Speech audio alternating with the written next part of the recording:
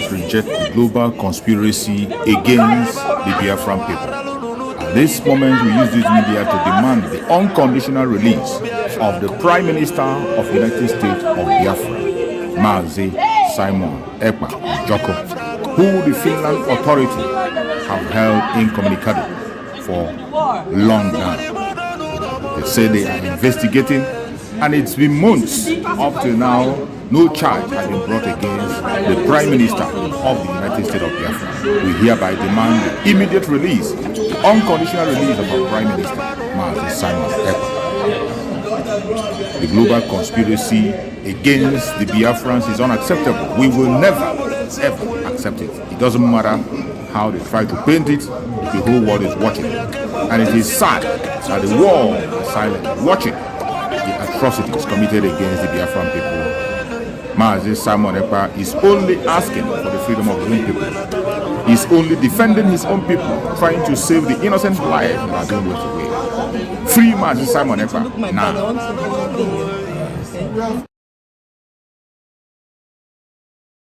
Road of resistance, fighting not only against the Nigerian government, but against the world. If you do not believe in what we are doing, then you better get out.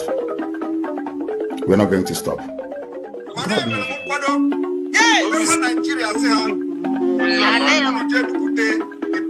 Going to lower the flag of Nigeria and raise the flag of the United States of Biafra.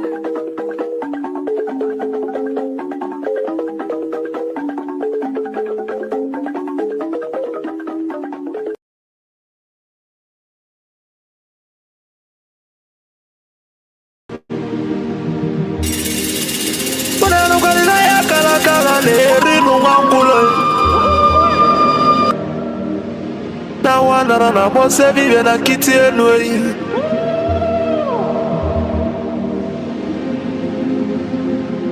na tulaje bwana mwabuli vemelem Otibe kuwana tulane bovo Timolugo no nugodo kokodo nyano be hule hule Nani mona tulilu na ya kalakana kwa lerinu mwangulu Ngula matali woso jere futa mbaka nchuba diali Mama abulezi okwenu Na baka la keluego nezi enwe Nubote akala keluego nudezi Baka na baba neno wa aralu nunuteyi Umu Biafra kunyenwe Umu Biafra kunyenwe Unanu kwa ni mono nuno mono nezi biakenenwe Ono nenu lila tono na ndagulugu seji tono nugu banatayi Kanyi wele fobi wena tabanu banyo Makana njuko no 1 million no we bofu wa mabulezi okwe Naka ni kwata milia keba waja sienyi ka kezu ezo pabule bewelo tamano Umo Biafra kuyenwe Kanyi wele fobi wena tabanu banyo Makalo fobi abakama Nana nugo noe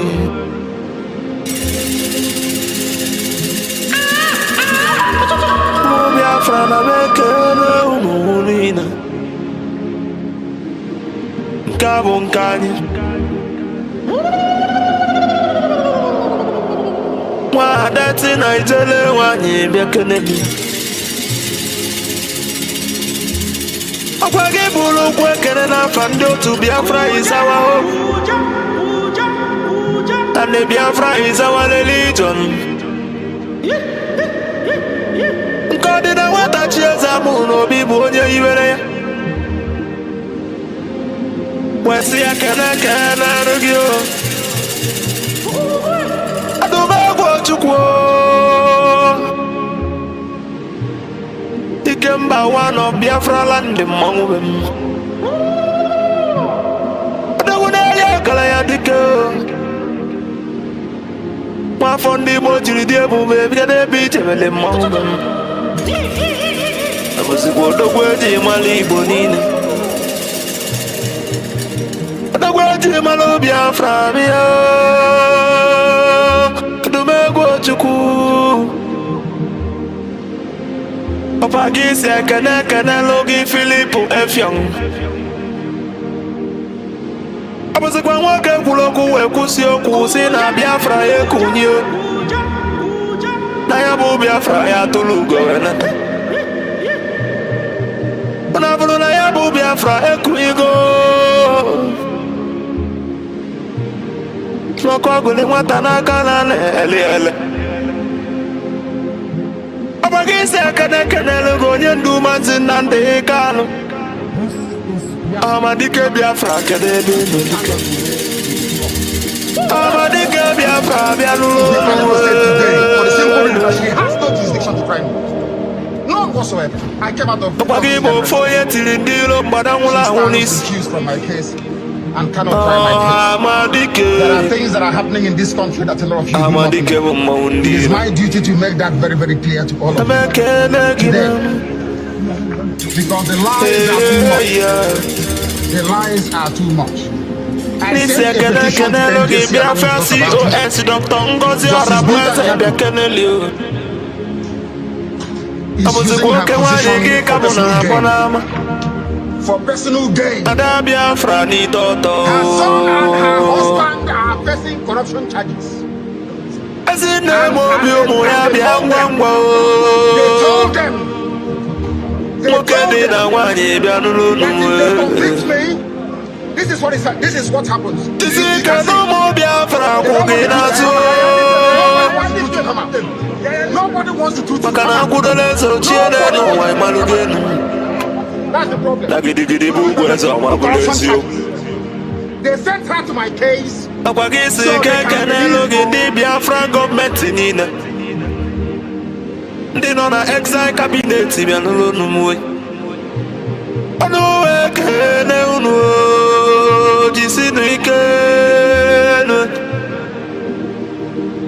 na Chukwu na ndị a na ya agba unu ube maka na onye sụrụ ọbịa ya atọ ka anyị malụgo enu eyi jisienu ike Ekenele m ndị Biafra Liberation Army ụmụ Chukwu ndị ejezọ Biafra land bịa kenenu the great oracles of Biafra na nanụ unu ọnụ wee kene unu n'ama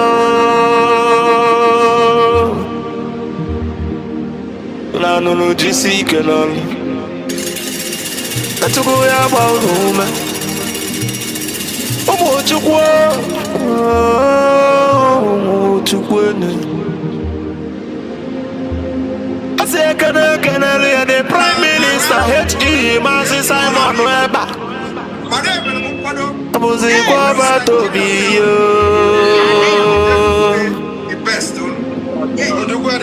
otu adịrị ụmụ Biafra bịa nụrụ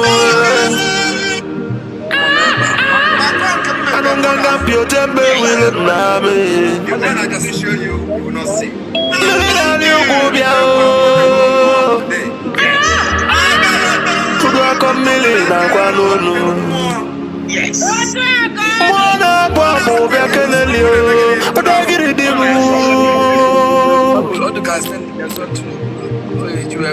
ose fụrụ ndị ilo bịa n'ụlọ n'uwe makwale n'aka ose adị mma n'anya mgbe eji mụ agụ ka onye ilo si n'ọdịrọ nka si onye ilo ya tinye isi onye ilo wee wara ọsọ abụzi ikwe nwe ọgbata obi ihe ọgada gidi dike bịa n'ụlọ ka o jiri kwada n'ihe onyinye Chukwu nyere ndị Biafra na n'ụlọ Nuda bekenege Asimuno ya dele Biafra ni na nama Asino ya dele ni na nama Mandanye na bono mweno Utelanyi welien Mandanye na bono Nudono no mwe Makana mbona boke kwe na bonike Moya na no, moya long. No before the belly dead, no one I believe a good legacy will last forever, I believe and the remembrance of my bless you.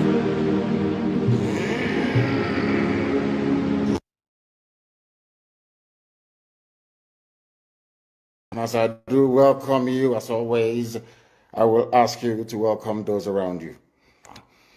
I welcome you by saying good morning, good afternoon, good evening, and good night to some of you, because unlike any other, this very broadcast, simulcast on multiple platforms this very day, morning, noon, or night, depending on where you are, is being relayed right across the face of this very planet Earth.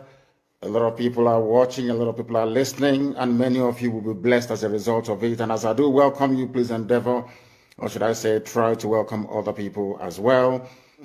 My name is Nnamdi Kanu. I am the leader of the indigenous people of Biafra all over the world, the director of Radio Biafra and Biafra Television, and by the very special grace of the Most High Elohim, a servant of the wonderful people of Biafra. Regardless of where you are, as I said earlier, we are welcoming you, and we are going to pray as it is customary for us to do here. Once again, I welcome each and every one of you, and before we proceed, we are going to pray. As it is usual with us here on this platform, we pray because we are nothing without the Almighty. We are going to offer praise and adoration to Him as always, and I will, of course, should I say, unfailingly pray in the language of heaven. Some may misunderstand, some of them may try to misconstrue, but one thing is certain right now, in the presence of the Almighty God, Elohim, Adonai, El Shaddai in heaven, the angels are singing, worshiping, and praising the Most High with the very oldest language on the face of this very earth, the Igbo language. And that's how I'm going to pray.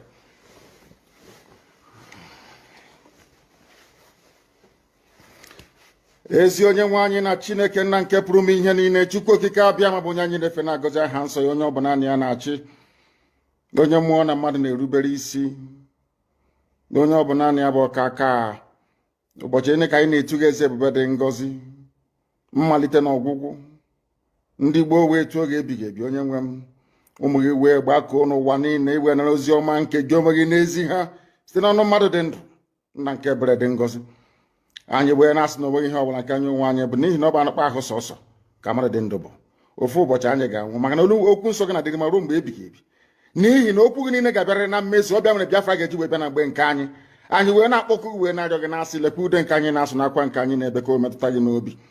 Onye nwe m na Chineke nna nke igwe, biko dịka isi wee napụta ụmụ gị n'ọbụ n'Ijipt kwetu wee wezuga ụmụ gị bụ ndị Biafra mgbodo ekwensu bụ zuu nke mmadụ dị ndụ kere, anyị wee na-aja gị mma, na-asị gị n'ime ọnọdụ anyị anyị ga-ekele ha nsọ gị, wee nye gị nsọpụrụ n'ụtọ na-eji ama mgbe niile, n'ihi na anyị enweghị chi ọzọ ewezuga gị, anyị onwe anyị anaghị efe arụsị. Ọbịa mere iji wee na-agọzi nzọmụkwụ anyị niile, ọbịa mere IPOB ji wee gbaa mgbọrọgwụ n'ụwa niile, anyị anaghị atụ egwu mmadụ dị ndụ, anyị wee na-eto gị eze ebube dị ngọzi, sị gị biko gbatara anyị ọsọ enyemaka. Ọ bụ naanị gị bụ onye anyị na-efe nwanyị akpa isi ala nye ka i wee napụta ndị gị n'ọbụ nke ekwensu. Anyị wee na-enye gị ofe na nsọpụrụ na ija mma, na-asị lekwa ka ndị iro anyị niile ka kasisi wee baa ha ọnụ, ha wee daa hapụghị ikuni ọzọ. Obodo ekwensu bụ zu ala nwekwa n'iyi eze ebube dị ngọzi. Anya ọnwa anyị bụ ụmụ gị wee na-akpọkwa ha nsọ gị, na-asị na enweghị chi ọzọ ewezuga gị. Anyị wee na-aja gị mma wee na-eto gị, na-asị onye kere ihe niile kere eke mana nwee onye kere na n'otuto niile na nsọpụrụ niile na ịja mma niile site n'ebighị ebi mara onye bi ka a na-arịọ gị. Ise ise ise. Having handed over our proceedings to heaven, we must therefore proceed unfailingly and very speedily to preach this very gospel that we have been mandated to preach this very day, because heaven and earth will bear us witness. There are people who are incorruptible. Incorruptible, I said. There is nothing that moves them. I have come to this earth to do one thing and one thing alone, is to fight and get Biafra. I have not come to this world to be a millionaire, to own hotel, to own oil block, to be close to the president of Nigeria. That is not my job. My job is, what have you done to restore Biafra? When I die and meet Chukwu Abiyama, that's what they will ask me. Did you get Biafra? Not how many cars you had, how many hotels you built, how many convoys you can travel with. Irrelevant. You see, the land of Biafra must be defended at all costs. At all costs. It is the land of God, given to his children for their eternal habitation. We may have failed in the past to recognize this very fact, but now that this generation has come, there is nothing anybody can do to stop us from restoring the kingdom of God upon the face of this very earth in the land of Biafra, without apologies to anybody.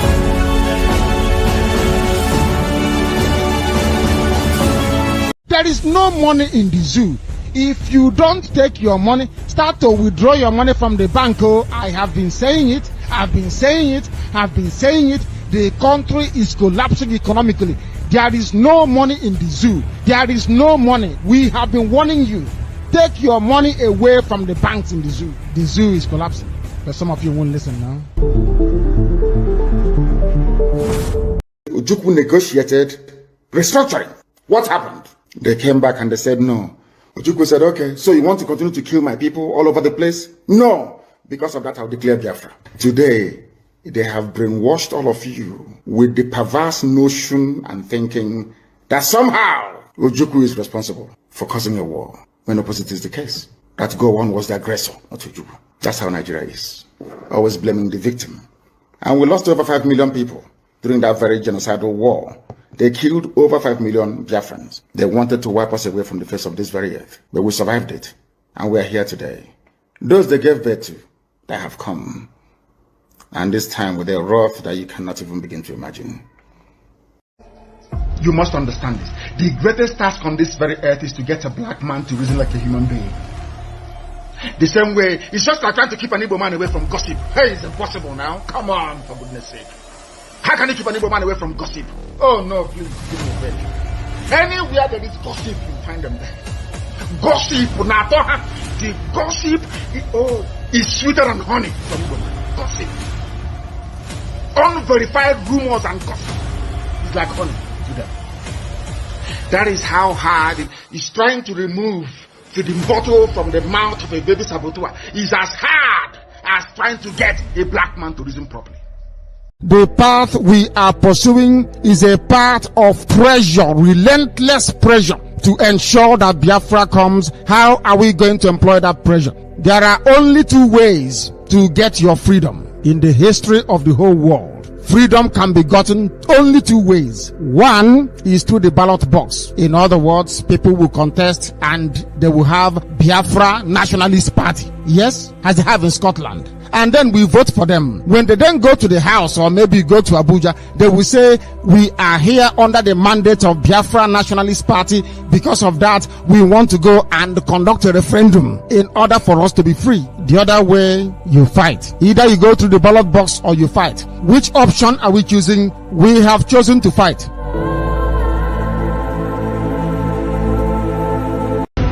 I want you to understand that forget whatever that is going on social media. Forget whatever that the Nigeria terrorist states are saying on social media and behaving on their National Assembly.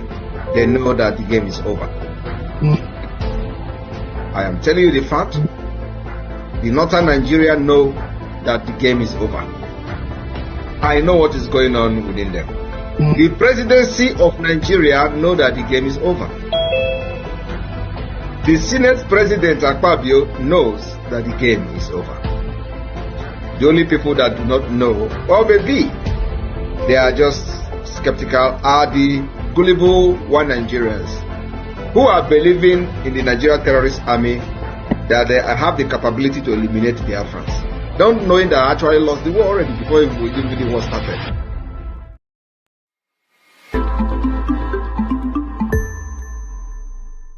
One thing people don't know is that we, this current generation fighting for Biafra liberation, we understood something that many people don't understand in the past. We understand that power, every power, is given by God. So why do you discriminate other power, whether evil or good? I want you to understand that this particular freedom we are fighting, if we do not push Nigeria out of our land, we will never have peace. Nobody ever thought of why the devil, why the Satan, or whatever it's called, why was Satan pushed from the heaven to earth? For peace to be in heaven, for peace to reign. Because if devil or Satan is still in heaven, according to Bible, do you think you'll be struggling to go to heaven today for Christians? You will not. Nigeria said it's going to be a London to what the heaven will look like. If devil is Satan is still there. So I want people to think towards this particular. So it is the same thing with Nigeria. Any time and any day you wake up in Biafra land and see there is still a presence of Nigeria in Biafra territory, there will never be peace. So we must chase Nigeria away, just the way God chased Satan from heaven. Back to where they come from. Everything in Nigeria, we will remove them. Educational system will be removed. Even the religious, the way they worship in Nigeria, oh my God, you need to see our constitution. So what I'm saying is starting from the constitution of the Biafra, the United States of Biafra. So we need to chase Nigeria just like they chase Satan from heaven to wherever they belong to, for peace to reign and return in our land.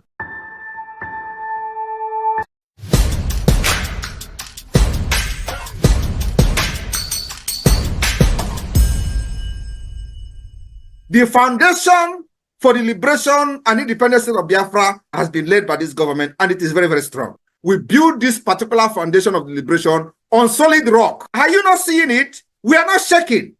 I am standing very, very strong, making sure that I'm taking the bullet that they are firing at Biafra people, because their target is you. They believe that once they take Mazi Nnamdi Kanu out of the way, they will come for all of you.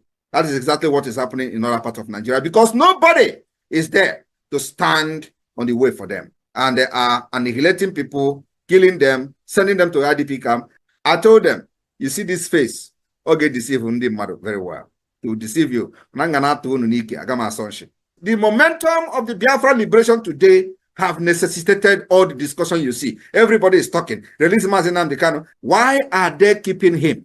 Some of them claim that he was not fighting the way I'm fighting, but you kidnap him. Some of them are now addressing him as a gentleman. But you went and kidnapped a gentleman. They say, oh, he's more reasonable. He's not, but you kidnapped him. What were you thinking? All of them contributed money. When Mazi Nnamdi Kanu was speaking, it was their headache. They couldn't sleep every day. Oh, Mazi Nnamdi Kanu, he's destroying Ali Igbo. Oh, Mazi Nnamdi Kanu, he's doing this, he's doing that. Today, Mazi Nnamdi Kanu is no longer destroying Ali Igbo. Mazi Nnamdi Kanu is no longer causing problem. Mazi Nnamdi Kanu is no longer is the good man. Is the only man now that is very reasonable. And I have not even started. Because you see what Agaku Nigeria Igwe. Agaku Nigeria Igwe. And you know the next level is by taking all their terrorist barracks, taking all the government houses. That is the next level we will go. Because it is part of the defense of our land. These places are places where the attack against our people are being planned.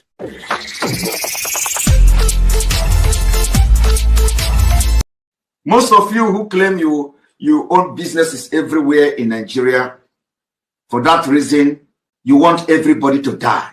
Nobody is above death. Death is going to visit everybody. Just have to pray that you live and make impact in this life. The impact that matters now, as far as Nigeria is concerned, is not the impact to make people millionaires. It is impact to make people to be alive. It is impact to make people to feel secure.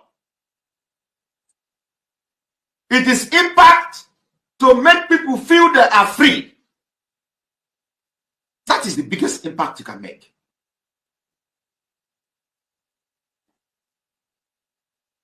Millions are going to come. People will become millionaires when they are alive.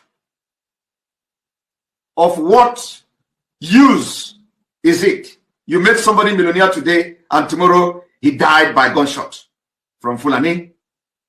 Of what use will it be to the society? You pick up somebody and send him abroad, and he come back to Nigeria and police will kill him. It's happening every day. Why do you want to continue to be part of a country like that?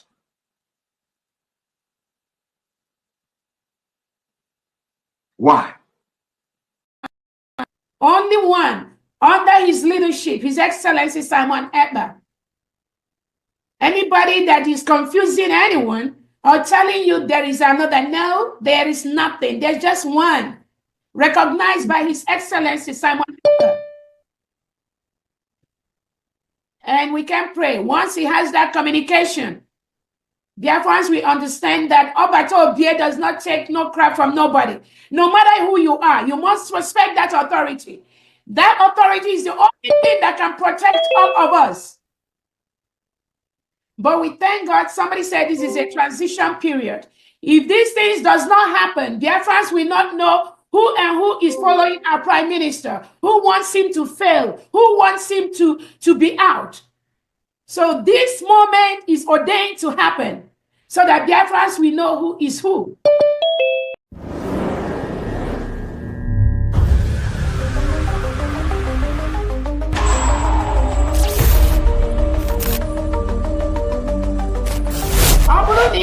That you are supporting Nigerian government in any way, either in the Nigerian army, Nigerian police, Nigerian security, Nigerian immigration. The PM has said today, we are not against you. But if you wear the Nigerian uniform representing Nigerian government in Biafra land, you are going to pay the price. And you're going to pay the ultimate price for supporting a terrorist government that is in Biafra land. These are terrorists that kill our people, maim our people, burn our houses, burn our businesses, burn our homes in Biafra territory. If you are one of them, you have yourself to blame. If you are wearing any Nigerian uniform, Nigerian military uniform, Nigerian police uniform, Nigerian security uniform, sorry is your name. We have no prison, we have no jail. If you are caught inside Biafra land, you are gone.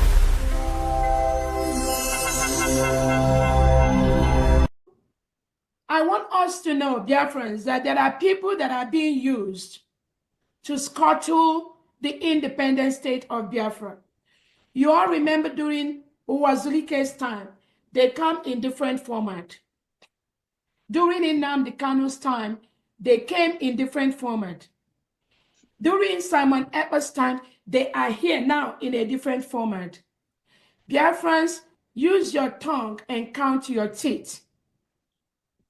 The Southeast governors, South governors, we continue to use these individuals to make it look as if there is a parallel government. There is no parallel government. There's only one United States of Biafra. Exactly. This thing you see they are doing, that is what Tinubu and Bianco Ojukwu has paid them to do. When you support them, you are supporting the destruction of the mandate. And what is the mandate? I want to explain what the mandate is. Those of you that have listened to the voice recording that was sent, where the Prime Minister, His Excellency Simon Ekpa, have said that we, I know he called me, but it is all of us, we must protect the mandate. That voice recording is pinned on my Twitter space. Go and listen, my Twitter page. Go and listen to that. Protect the mandate. Keep it separate from all the crazy shit they do. Protect the restoration of the United States of Biafra. That is the message from our Prime Minister Obato Simon Ekpa. Mandate. Whatever they are doing, whether they are doing IPOB, whether they are doing Briggy, whether they are doing whatever, the Prime Minister have told us, protect the mandate. And what is the mandate? When I ask this individual the question, what is mandate? What is mandate? I ask, there are two questions. Is it the New Dimension mandate? Is it the United States of Biafra Declaration?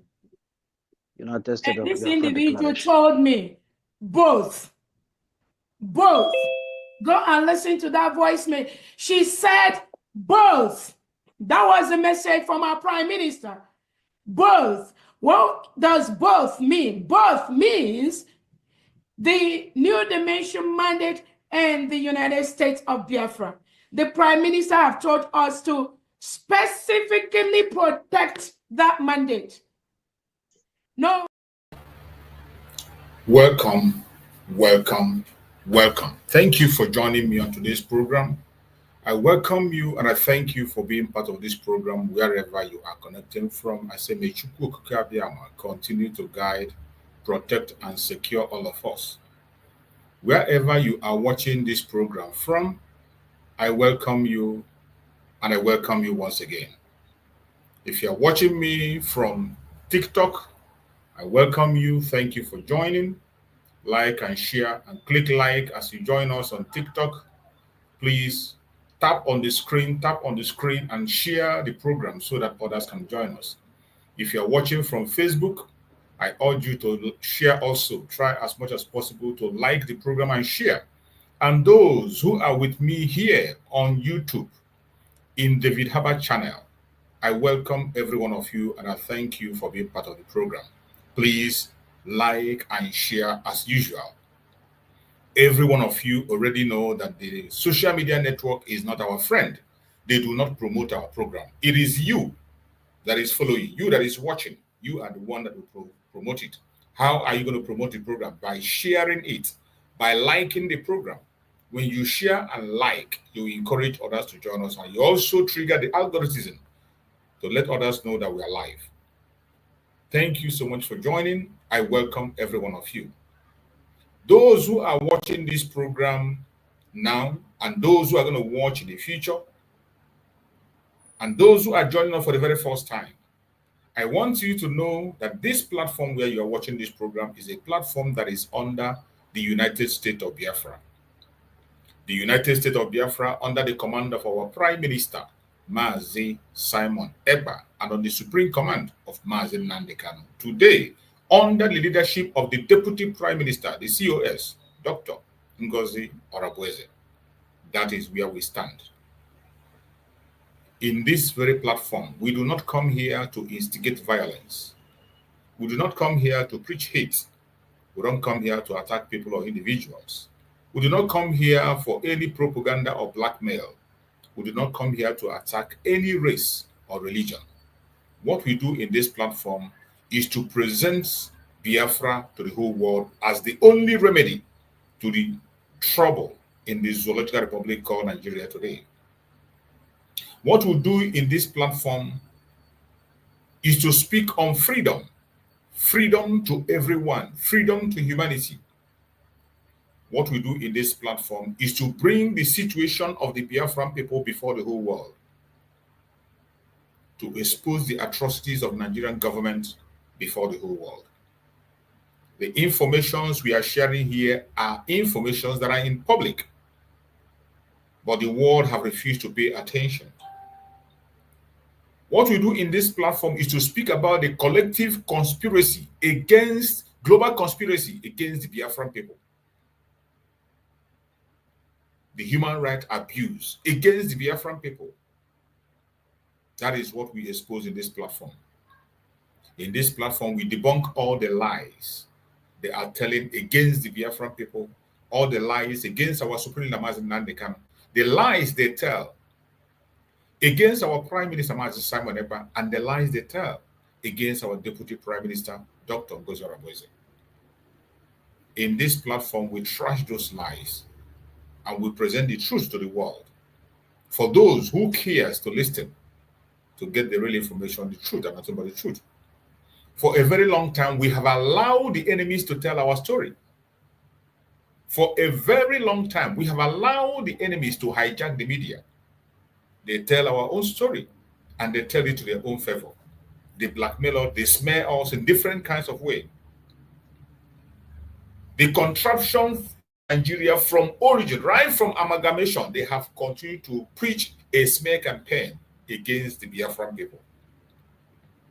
The smear campaign against the Biafran people have started even before the amalgamation. After the amalgamation, they intensified that smear campaign, getting to the civil war, And after the Civil War, all hell broke loose. This smear campaign continues to happen again and again, even as we speak. That is why we, the Biafran people, have stood up in the media to represent Biafra the way it is, to say the true stories about Biafra, to tell the world what is really happening in Biafran territory, not only to the Biafran people, to every indigenous person in Nigeria. The indigenous people in Nigeria has been made a scapegoat in their own country. The indigenous people in Nigeria have been made a scapegoat. They cannot speak out. They cannot fight for themselves. They can't even speak. They have been forced to embrace slavery. The starvation in the Zoological Republic has intensified, but none of them can be able to speak up. Every indigenous person in Nigeria has been made an endangered species in their own homes. This is a fact that nobody is talking about. The Nigerian government have gagged the media. They have turned the media against the people. The media does not talk about the atrocities of this government against the people. The terrorists have hijacked the government of Nigeria, that every single thing they do today is in support of the terrorists against the citizens.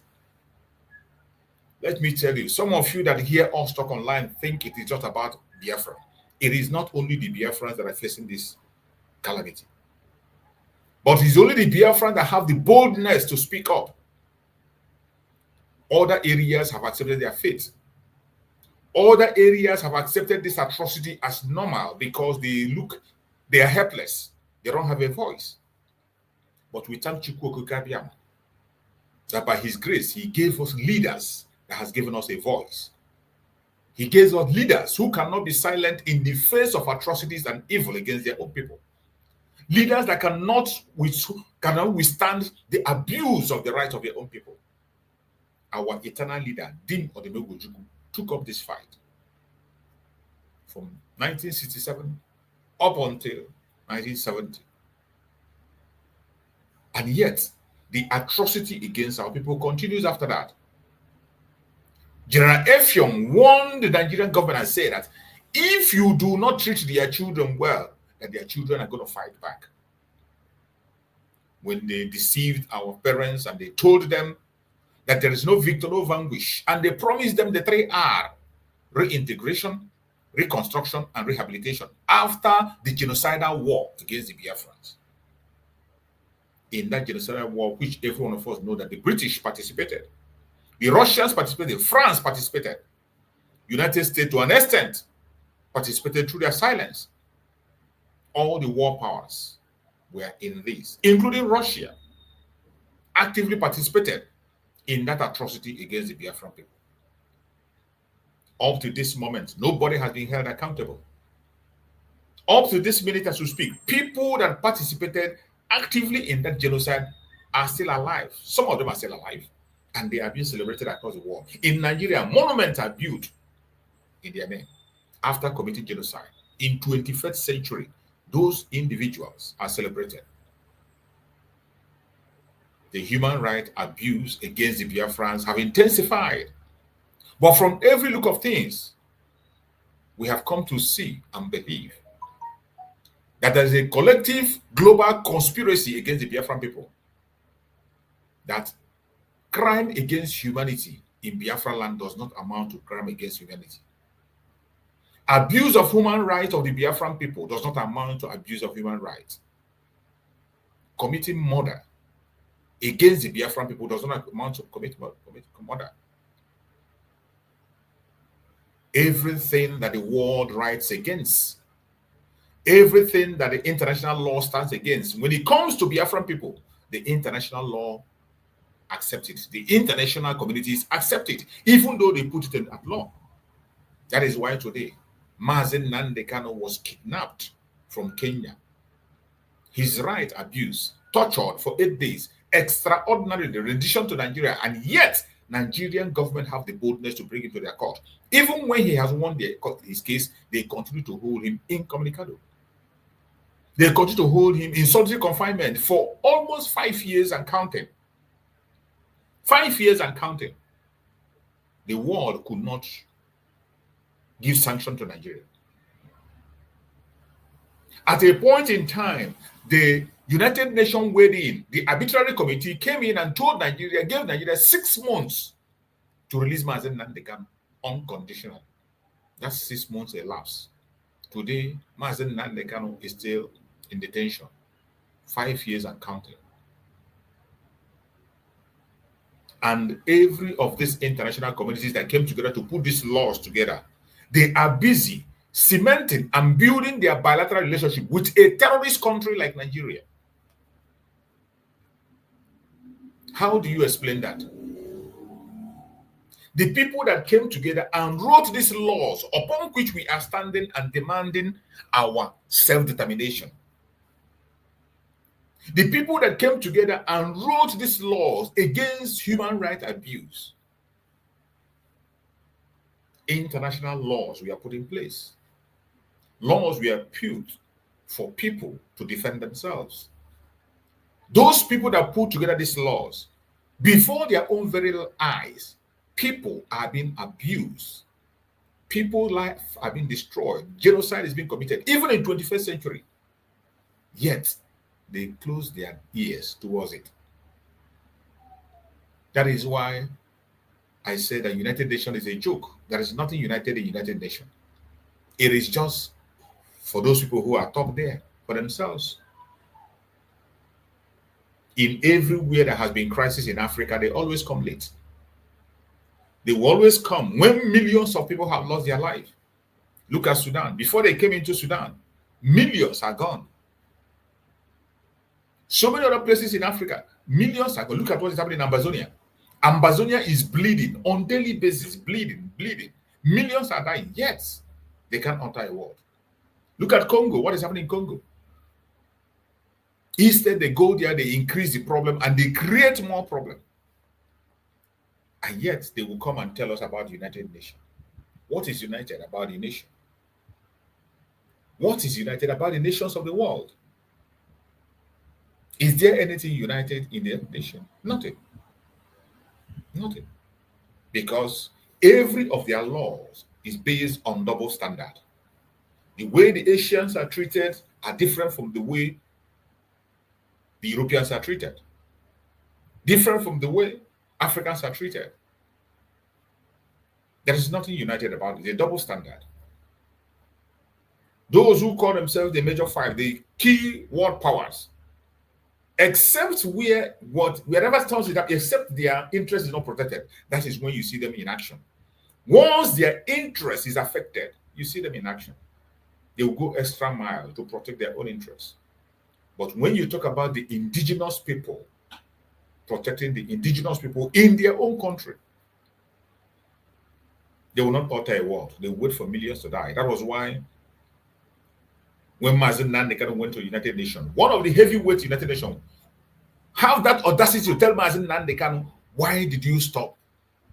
That why did we stop the civil war? That we should have continued after we have lost more than 5 million through starvation. A war that was pushed on Biafrans with Biafra, the British, the Russians, the French, all the war powers. The little David fought for 3 years.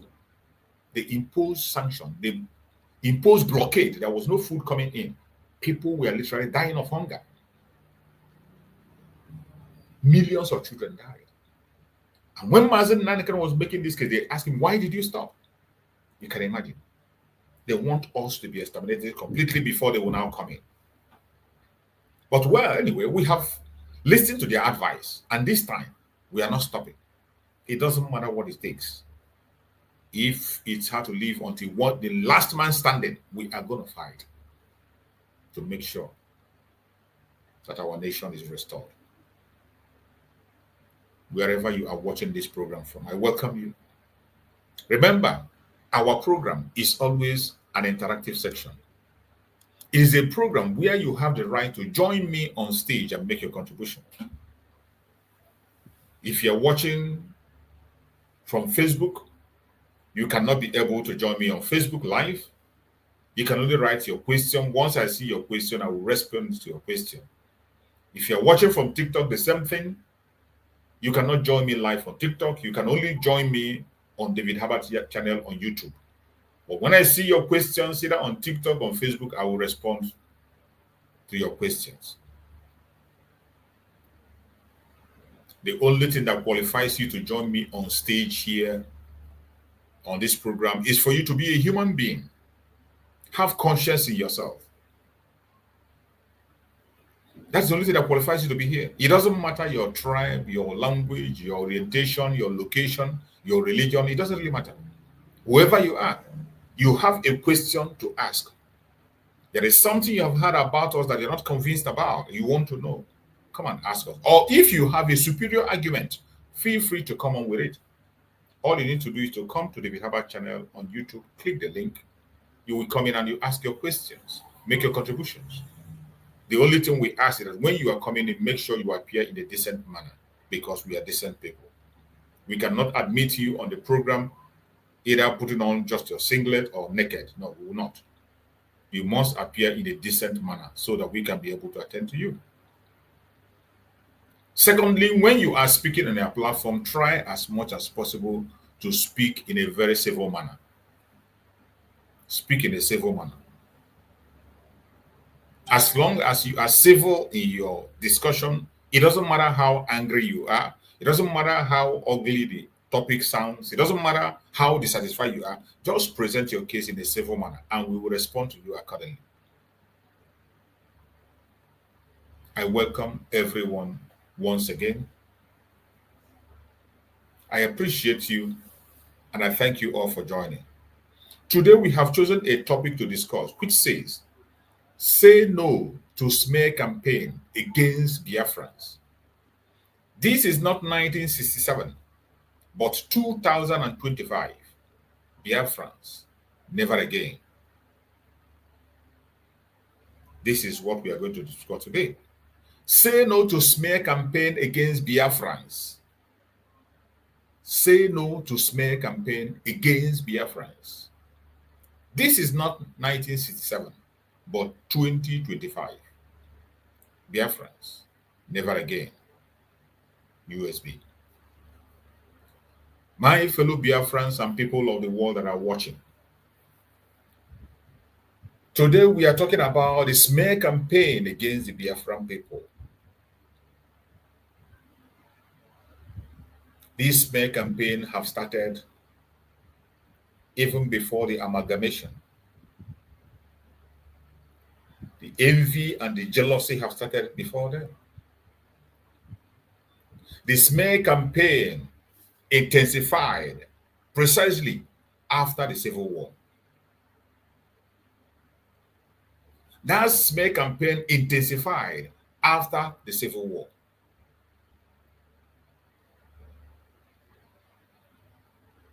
The British planted that smear campaign and taught the Janjaweed on how to push it.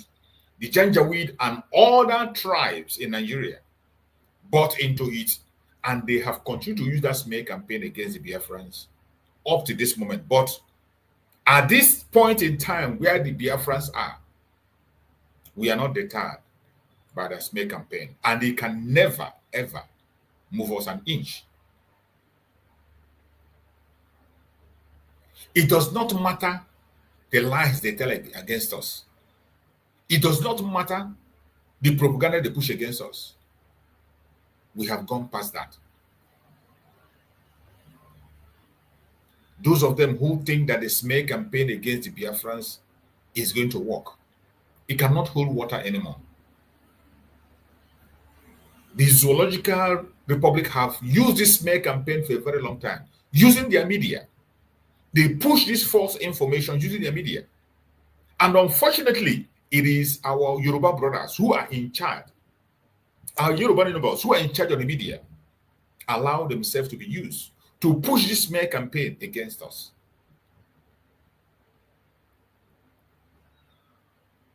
But for you to know that the appointed time has come, every smear campaign and lies they have pushed against us is falling apart by itself. We don't even need to fight it. They are all falling apart by itself, day by day. You are hearing confessions right, left, and center happening every day.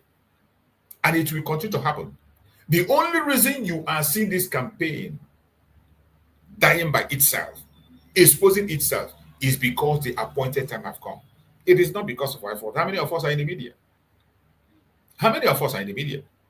If you come to the conventional media, we don't own any conventional media. Every conventional media in the zoo, including those ones in the southeast, are working against the freedom of the people. How many of us? But because the appointed time have come, that is why you see the generation we are in now, people rose up from all angles, from all corners, and they are speaking up. We have decided to take the challenge upon ourselves and speak the truth and nothing but the truth. The smear campaign never worked again. And we thank Chukwu Abiyama for the social media. That was why Mazen Nandekano did a great job. Mazen Nandekano entered into the social media and he brought us all in. He was able to take over the social media and he handed it over to us. Today, it is left for us to utilize it properly. But it is sad that some of us today are abusing that social media. So many of us are abusing that effort, that fight that Mazen Nandekano fought. So many of us are abusing it. There are still some of us that are in social media today talking about irrelevant issues. But social media has helped us to destroy most of the lies that have been made against us. That is why today, the smear campaign doesn't work anymore. It doesn't work. The social media has helped to make sure that the smear campaign does not work anymore. They started this campaign right from 1967. That was when they intensified. It was there before then. The smear campaign started before the Civil War. After all, most of you have seen a video where they interviewed, is it Sabaka Tafel Baloa? Where Sabaka Tafel Baloa was interviewed, what did he say? Where he was preaching against the Igbos. And what did he say? He said that when they put us in the labor camp, we will take over. He began to preach a message that we dominate everywhere we go. Instead of him using the fact that we are hardworking, because even before the amalgamation or during the amalgamation, Biafrans were very hardworking. They were very hardworking. For any position they occupy, they work for it. For every position they occupy, they deserve it and they work hard to get there. But they saw that as domination. And when they were preaching this smear campaign, they were using the language dominate. In a very bad way, they say dominate. Biafrans has never gone to any area to take over people's land. Have never gone anywhere to fight war against people to occupy them or take them over. Never. It's not because we don't have the might, the wisdom, or the population. We have it. But we have never done so. But Tafawa Balewa preached this smear campaign. When the BBC journalist interviewed him, and he said that we are domineering, that any place we go, we dominate. We dominate all the offices. We dominate in the military. We dominate in all the politics, in everything, in trade, we dominate. It is not that we forced them out, but we worked hard to occupy those spaces. He went ahead and said that even when they take us and cage us in a solitary confinement, within that confinement where you put us in a labor camp, in that labor camp, we turn to become the best in that labor camp. And they saw it as a threat. He brought this campaign to the north. And from then, the northerners, the fellow Fulanis began to see us as a threat. The Hausas bought into that very smear campaign and they begin to see us as a threat. They began to see us as a threat. That was why there was always crisis. Whenever there's a trouble, it is against the Biafrans, more especially the Igbo Biafrans. And when we talk about these Igbo Biafrans, you see, sometimes why we mention Igbo Biafrans is to narrow it down for people to understand. Understand that when we are talking about the Igbo Biafrans, we are referring to every single individual in the old southeastern region. Whenever you hear an Hausa man or another man address issue and he said Igbo, if you are in the old southeastern region, they are talking about you. Don't deceive yourself and say it is about people that speak, that have that dialect, Igbo. No, it is not about the people that have that dialect. Sensible people in that zoo, they know very well that the people that have that dialect, it is not just about them. Whenever you hear a northerner talk about Igbo, he is talking about everybody in the old southeastern region. Thank you, Gerard. Yeah, I'm talking about Ahmad Bello. Yeah, it's Ahmad Bello. Yeah. So wherever you are in the old southeastern region, and you still think, whenever you hear this Igbo, you think it is about the people speaking the dialect. It is not. It is not about the dialect.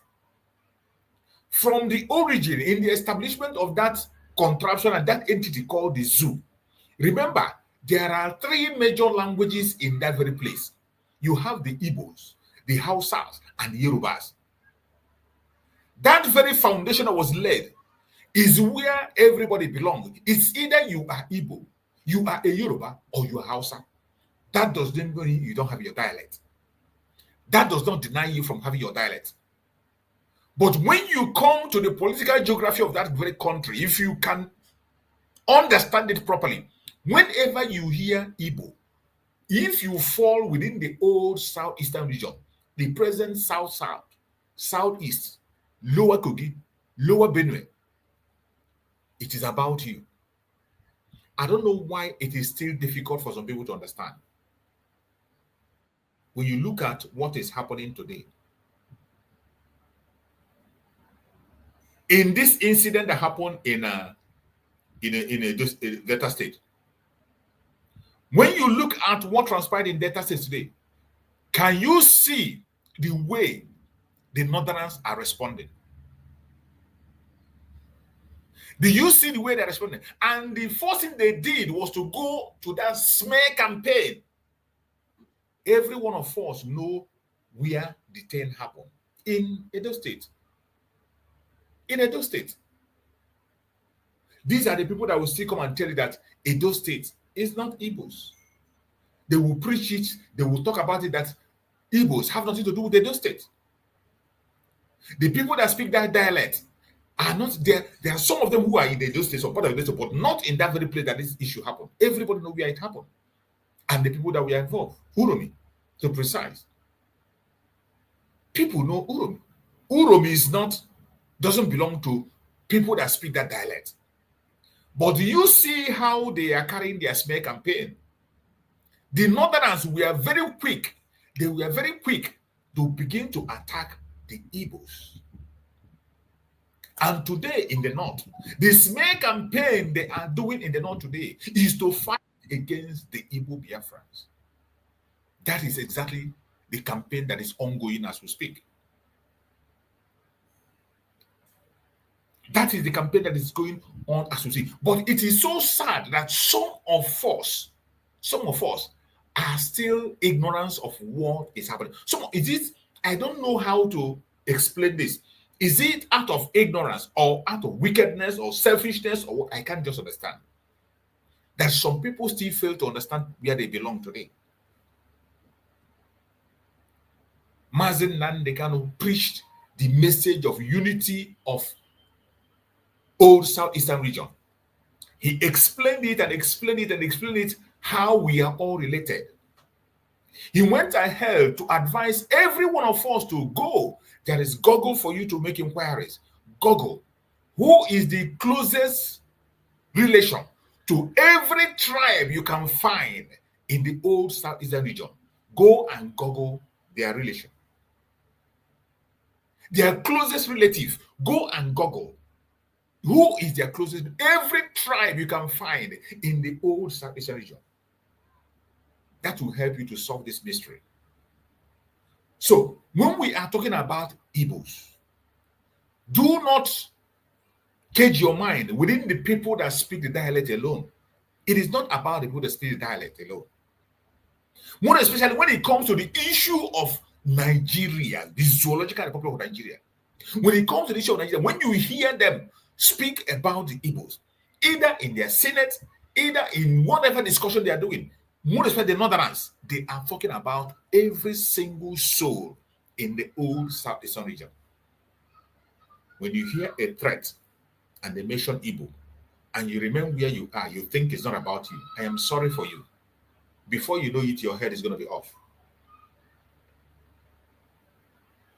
If you hear a threat, you are from the old Southeastern region, you are anywhere in that zoo, and you hear a threat against the Igbos, you think it is about the people that speak dialect. You are a fool. You are a fool. And I bet you before you wake up, you might wake up in your grave. This message is so important because at the stage where we are now, it is time for us to return to whom we are. We have to come back to the foundation. It is time to return to the foundation. The political set, the politicians are trying everything humanly possible to continue to hold on to the status quo and that very plan laid down by the British for them, to make sure that we do not come together as one. Remember, united we stand, but divided we fall.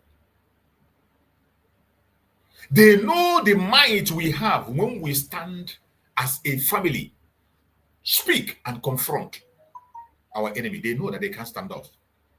It does not matter what they have in mind. It doesn't matter who stands with them. Whenever the Southeastern region rise up in one voice and speak, they know what the effect is going to be. They know what the effect is going to be. It is only the Biafran people that have faced every difficult situation and survived. At a point in time, even they confess it in their media. They confess it in their media. That it is only the Biafran people that can fend for themselves without expecting any stain from the government. Without any expectation, without any support from the government. Only the Biafran people. That is where you can find it. Go to Biafra land. Up to this moment that you speak, they give themselves road. They give themselves light. They develop the area by themselves. You go to a community, the community will build road that was meant to be built by the government. They will do it by themselves. They will provide light for themselves, provide transportation for themselves, subsidize goods for themselves. It only happens in Biafra land. No other place you can find it. Today, there are some parts of Biafra land where somebody have volunteered to provide transportation and cut the rate of transportation up to cut it by 100%. People can use it to transport themselves. You can find that only in Biafra land. And this is what they are scared of. That is why at every point in time, they continue to push this smear campaign. But I bet you, it will no longer hold water. This smear campaign can no longer hold water. And at this point in time, if you are from the old Southeastern region and you are not yet prepared, shame on you. Shame on you. But I'm promising you that if care is not taken, you are going to wake up in your grave. Pray that you'll be alive to tell the story. But if care is not taken, you're going to wake up in your grave. This smear campaign, they have started again. Something that happened before everybody. We saw where it happened, how it happened, those who were involved. But as always, just that the way they pushed the campaign, the British helped them to push the campaign of Igbo coup, Igbo 5 soldiers, Igbo coup. The same way they have continued to put different kinds of smear campaign against the Biafrans. They tell you that they are ritualists. That people in Biafra land, they don't earn their money legitimately, they are ritualists. They tag all of us criminals. They give us one name or the other, and they paint us black.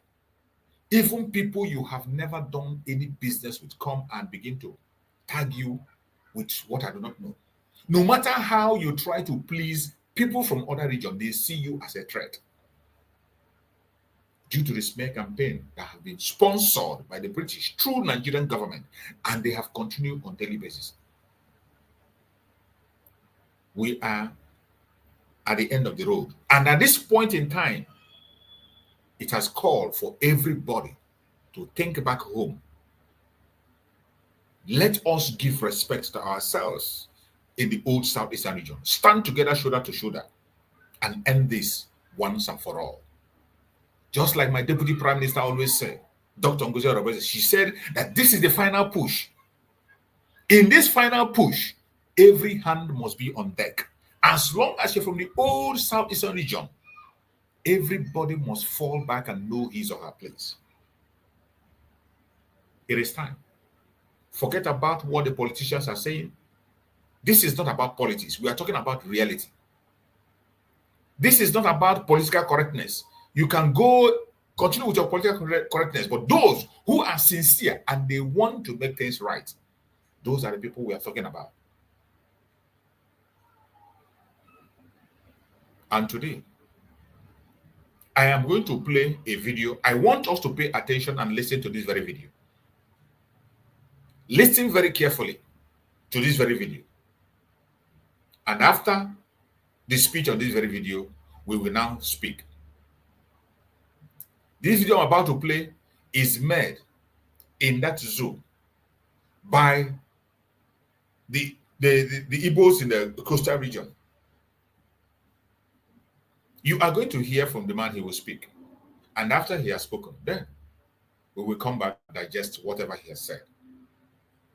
You're welcome, Akonye Wetere. Let's play this video before we continue.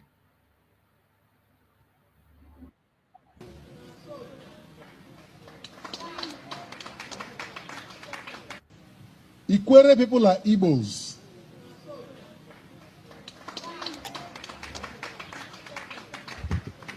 We are not from Benin. Even the late Oba of Benin wrote a book titled, I Remain, Sir, Your Obedient Servant. On page 19, he said he worked in the other districts and he came across the Ikweres and the Ches, who are typical Igbos. So if the custodian of the Benin heritage could on record say that the Ikweres and the Ches are typical Igbos, you are going behind to say you are Benin. Man is saying no, you are Igbos. Nobody owns Igbo. And there is no superior Igbo. Neither is there an inferior Igbo. Very important. This statement is very important. Nobody owns Igbo. There is nothing like superior Igbo, fake Igbo, or half Igbo. It doesn't exist. I have said this in many of my broadcasts. There is nothing like the people who come say I'm Delta Igbo. This one will say I'm Ijo Igbo. There is nobody that owns Igbo more than the other. And there is no fake and real Igbo. It's either you are Igbo or you are not. It is either you are Igbo or you're not. Every single one of us that are Igbo, know yourself and accept whom you are. This is what we must do. Igbo has different language dialects. Ikwere is one of them. As a matter of fact, Ikwere is about the biggest. If you draw the census, Ikwere is the biggest language group in the entire Igbo land. One of our progenitors, late Senator Dr. Obiwale, whose son is here today, became minority leader of the Nigerian Senate. That was an Igbo slot, and it was given to him by his Igbo brothers. We are not begging, it's not a privilege for us to be Igbo. We are not trying to be Igbo. We are not looking for Igbo to protect us. We are Igbos.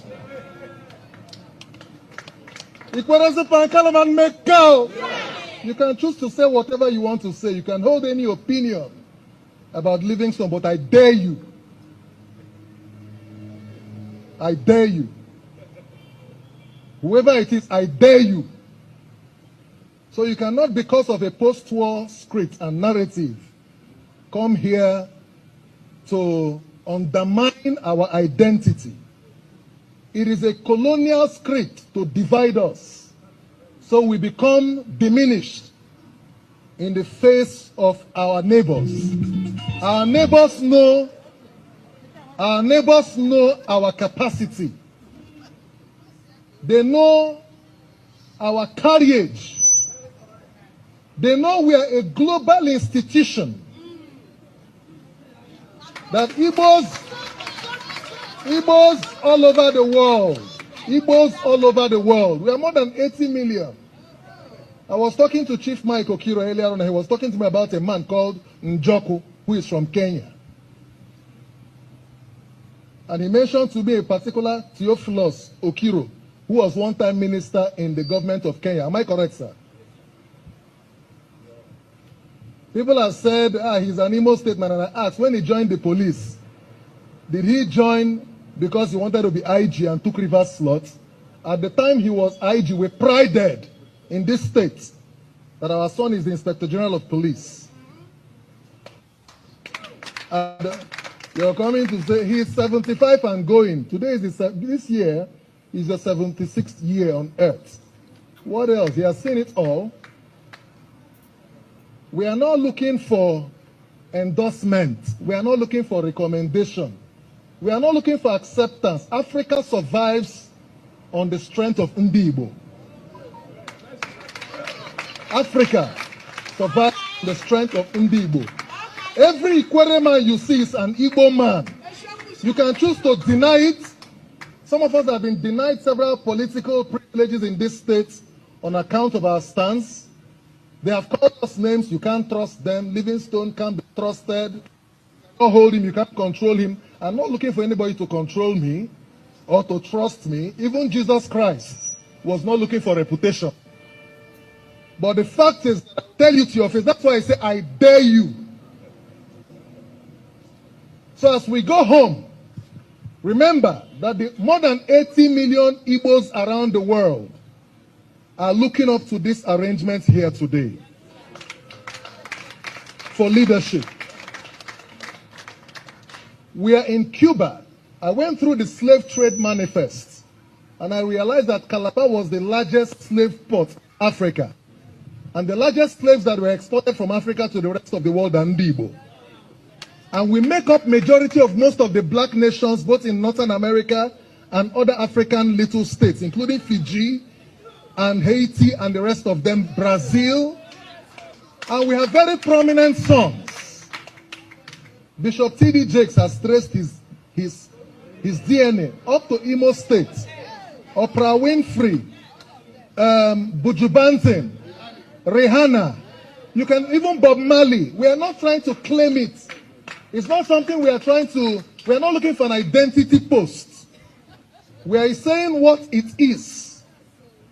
We are just like the Jews. Dele Farotimi says Igbos are the only ethnic group in Nigeria that can survive very well without the support of government. If we want to govern Nigeria, it's in our hands. But Igbos have to know what they are made of. You must know your onions. When you say Oha, Oyara, one layer, can we do that in reality? Can Igbos in River State, this idea of domination, Igbo doesn't own Ikwere. Ikwere is part of Igbo. So you don't come from Anambra and say, Ainweha, Kabelia. So when you come here, you respect your Ikwere brother and his tradition. When I go to Nri, I respect my Nri brother and his tradition. That's the way it plays. You don't come here and exert any form of dominion or control. No. We are one. We are. I am because we are. Mbuntu. So we are one. When I see my Anambra brother, I am proud that Anambra has the highest number of billionaires in Nigeria. I am proud. When I go to Imo State, I am proud. When I go to Ebonyi, I am proud.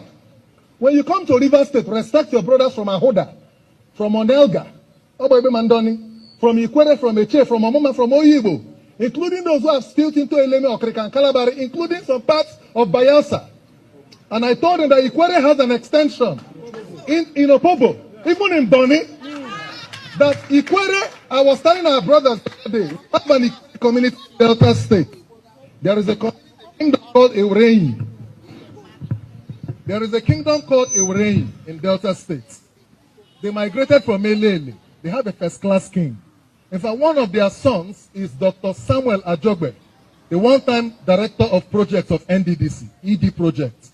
And he confirmed to me I'm an Elele man, but we are in Delta State by virtue of migration. I wrote an article titled, Indeed, What is Bini About Ikwere? And I wrote another article titled, Igbo Hates Ikwere. Igbo Hates Ikwere, the dummy they sold to us.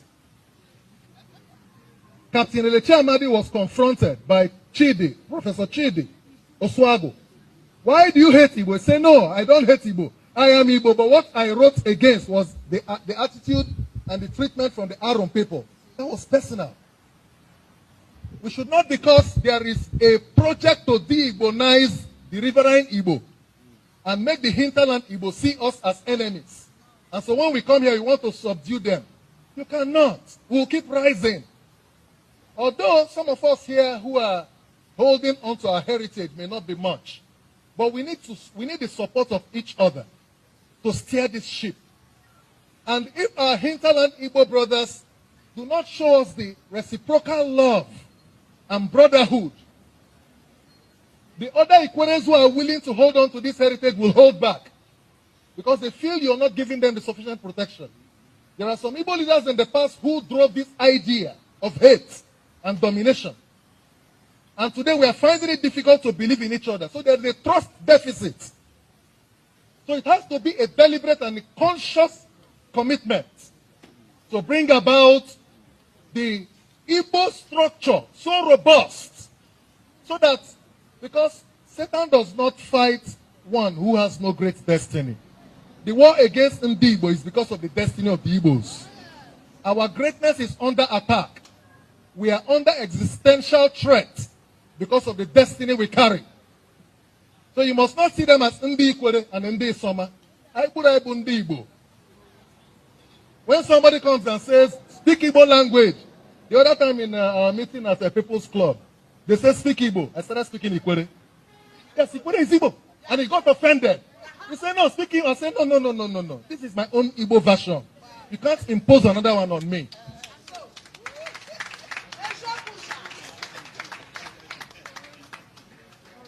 The time for peace and unity is now. So I want you to know that we are here not because we are looking for people to cling on to. We're here because God says we should be here. We did not choose to be here. God brought us here. We have our brothers all over the world. And I want to use this opportunity to call on all our brothers who are aspiring for this same office. Can we come to the round table? Our brother Tim Uche Okoko, Chief Fine Face Amechi, Jackson Omenazo, and the other unknown, yet unknown persons. Let's all come on board. Every move to divide us is part of the strategy to destroy us. Let's not give room for it. It's not about Mike Okiro. It's not about me. You can choose to be anything under the 1999 Constitution, so-called. You can, by virtue of the right to freedom of association, choose to create any group. But you know, the more we create too many Igbo groups, the more we are not unified to fight our battles properly. There are too many. Everybody in Igbo land is a king. Everybody is king. It's killing us. It's killing us. Everybody is this.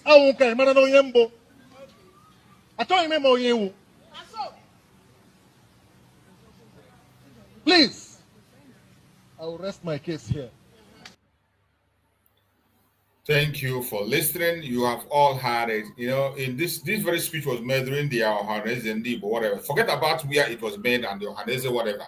Forget it. We are trying to bring out the fact of whom we are and how we are supposed to treat each other, where we have fallen short, and how we have to return to whom we are. That is what we are after. We are not after the Ohanese, whatever, political, whatever they are doing there. Forget about that Ohanese vote you are seeing at the back and whatever. That's not what we are after. The speech that this guy made. And we are going to look into it and capture some of the things. Most of you have heard it, and I think I have my brother here. Akonyo Wetere is here with me. So my brother Akonyo Wetere, let's hear from you. Go ahead and give your word as we continue. Thank you very much, Uncle Chooks. Good morning from my end. Good morning, you're welcome. There are so many things to say, there are so many things to say. But let me just say few now, while others that will join us later make their contribution.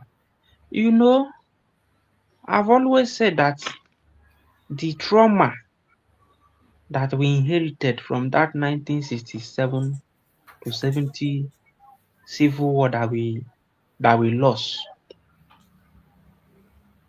which was not intentional, but when the obvious happened, Ojukwu had to bow out.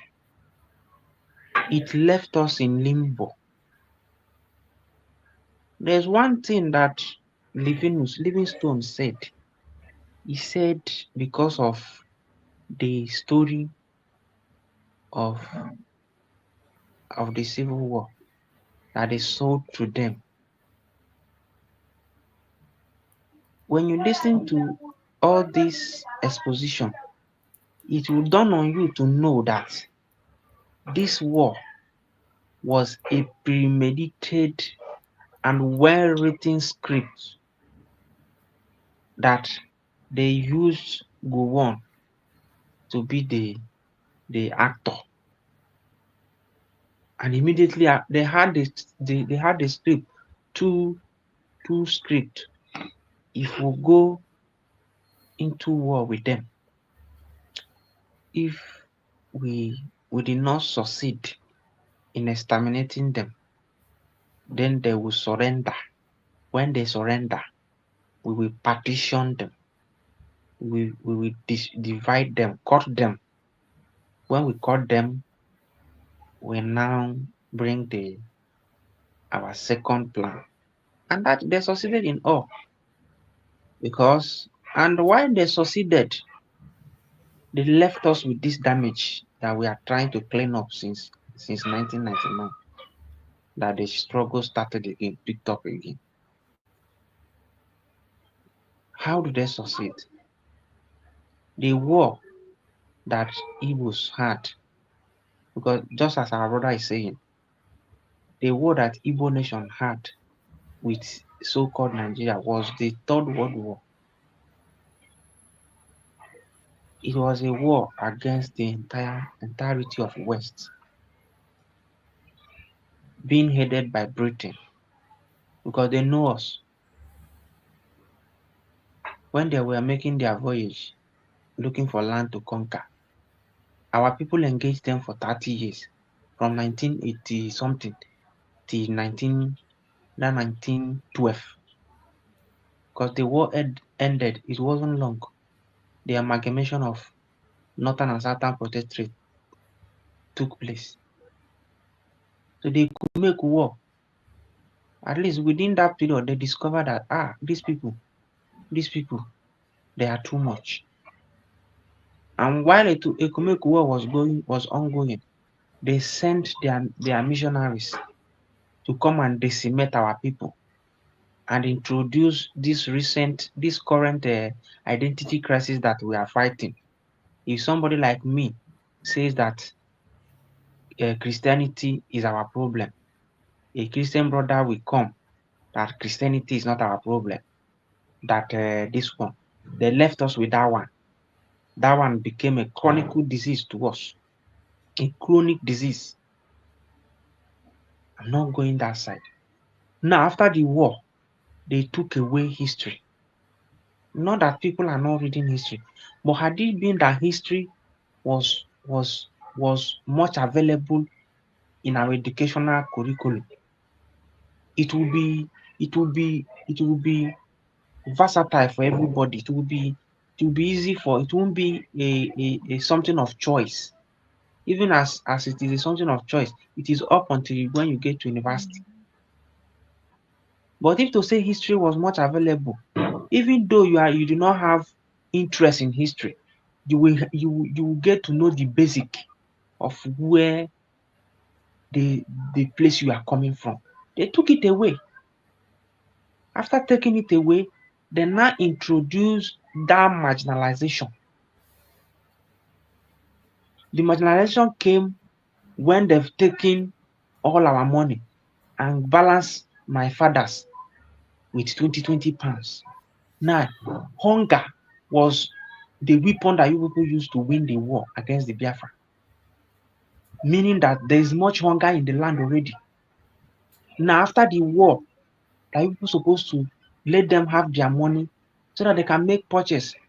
People that have money can make purchase. There will be surplus in the land. You will inherit the money, which is a script that Britain wrote for them. You now left our people to survive. Among all the tribes in Nigeria, who are the most traveled? Tell me how our people traveled.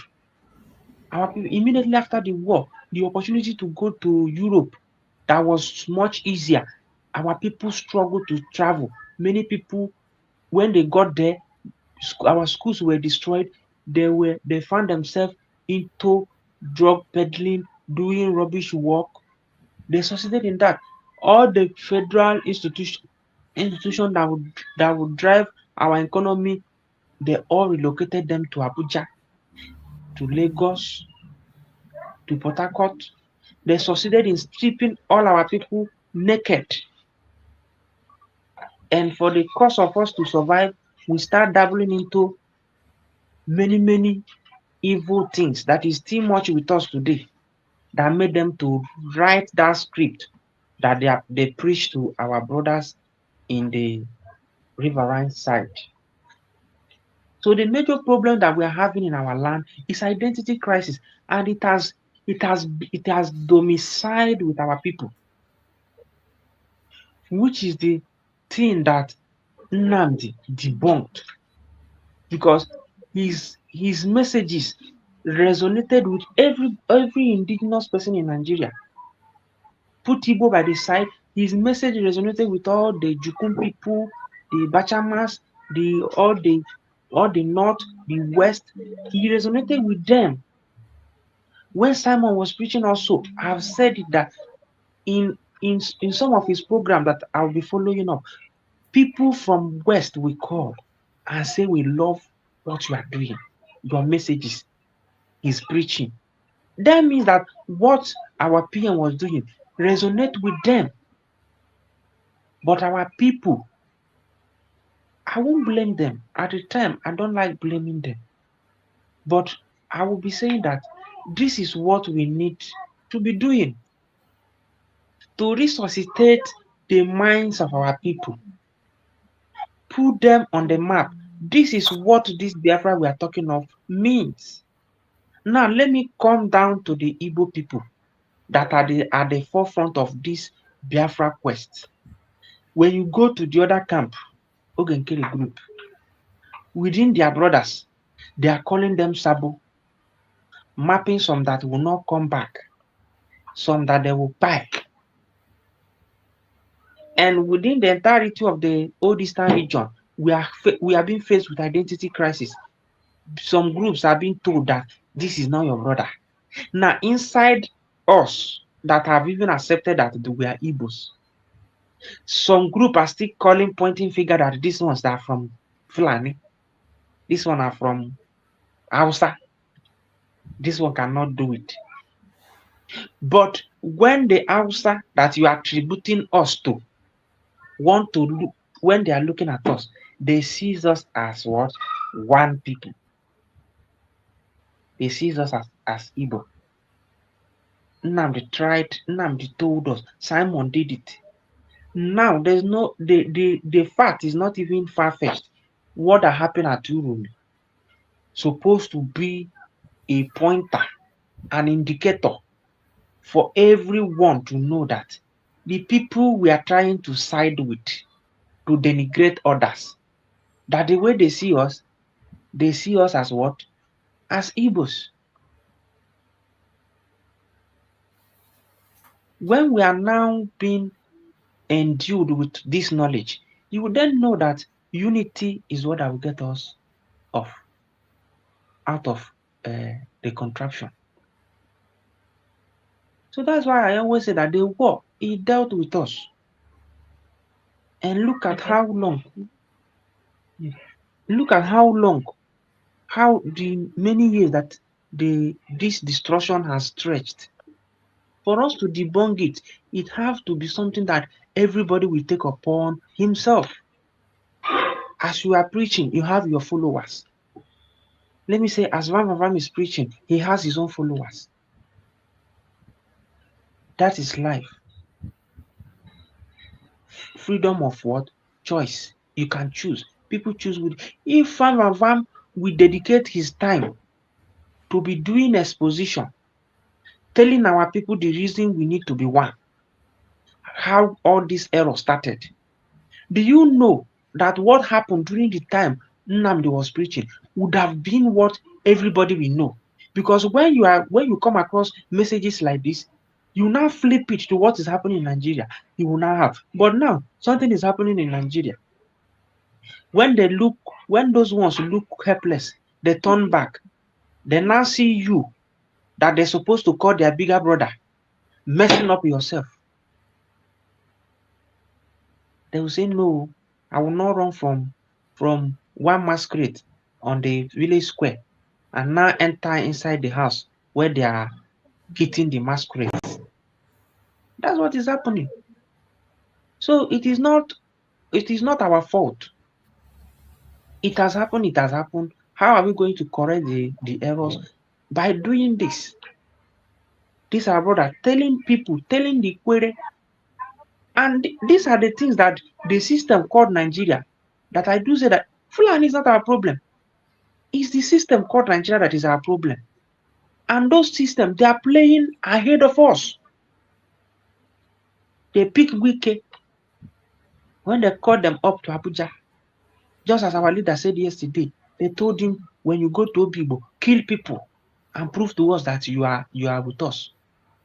The man is saying that because of his stance, he has not been able to get any offer politically from River State that he's from. Because they say, this one is a threat to us.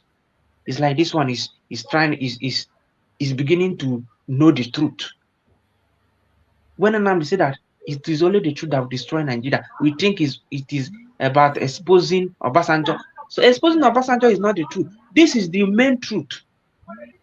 The day that all of us defy this identity crisis that we are fighting, that is the truth. We will come as a block, and Nigeria will cease to exist. We'll be able to chase all those people that they have buy over. Atoeze them, P2B them, all of them, they will have no space again. That they are still reigning supreme is because we have not known who we are. And outsiders know us more than we know ourselves.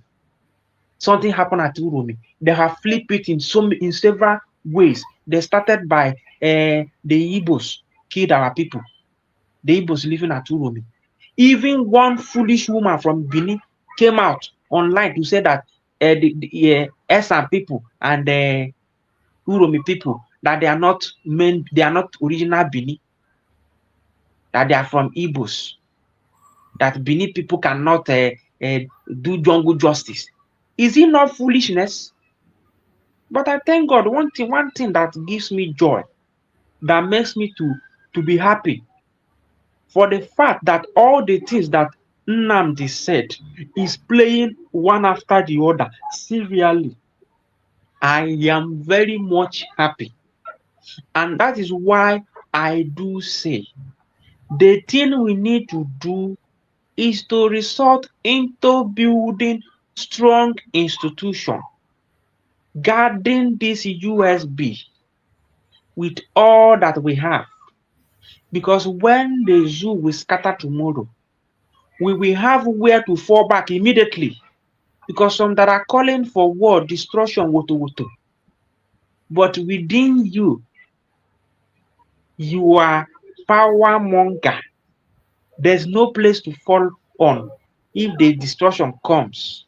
Because when, according to Bible story, when Noah was building the ark, people were mocking him. Up until God told him that it is time, all of them walk into the ark, destruction come. If to say when the creator of the universe beckoned on Noah, that Noah did not accept to have a plan for tomorrow, that rain, that fountain that knocked the water from beneath the earth and above, that shook the whole universe, Noah will be among the people that will be destroyed. Since they've succeeded, identity crisis have succeeded in destroying Nnamdi, destroyed Simon. Let us not let identity crisis destroy us. Let's tell our people who we are.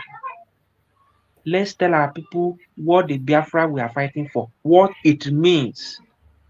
Because Biafra, what it means to us is not what Biafra means to the Westerners. They are talking about terrorism, threat to us. They see, if not that it will be foolishness of them, the United Nations, they will tell you that Biafra is the highest threat they will face, and that is how they see us, because they know the day we defy this identity crisis and actualize Biafra, that greatest exodus will happen in Europe. In a space of 10 or 20 years, best brains in Europe will leave Europe.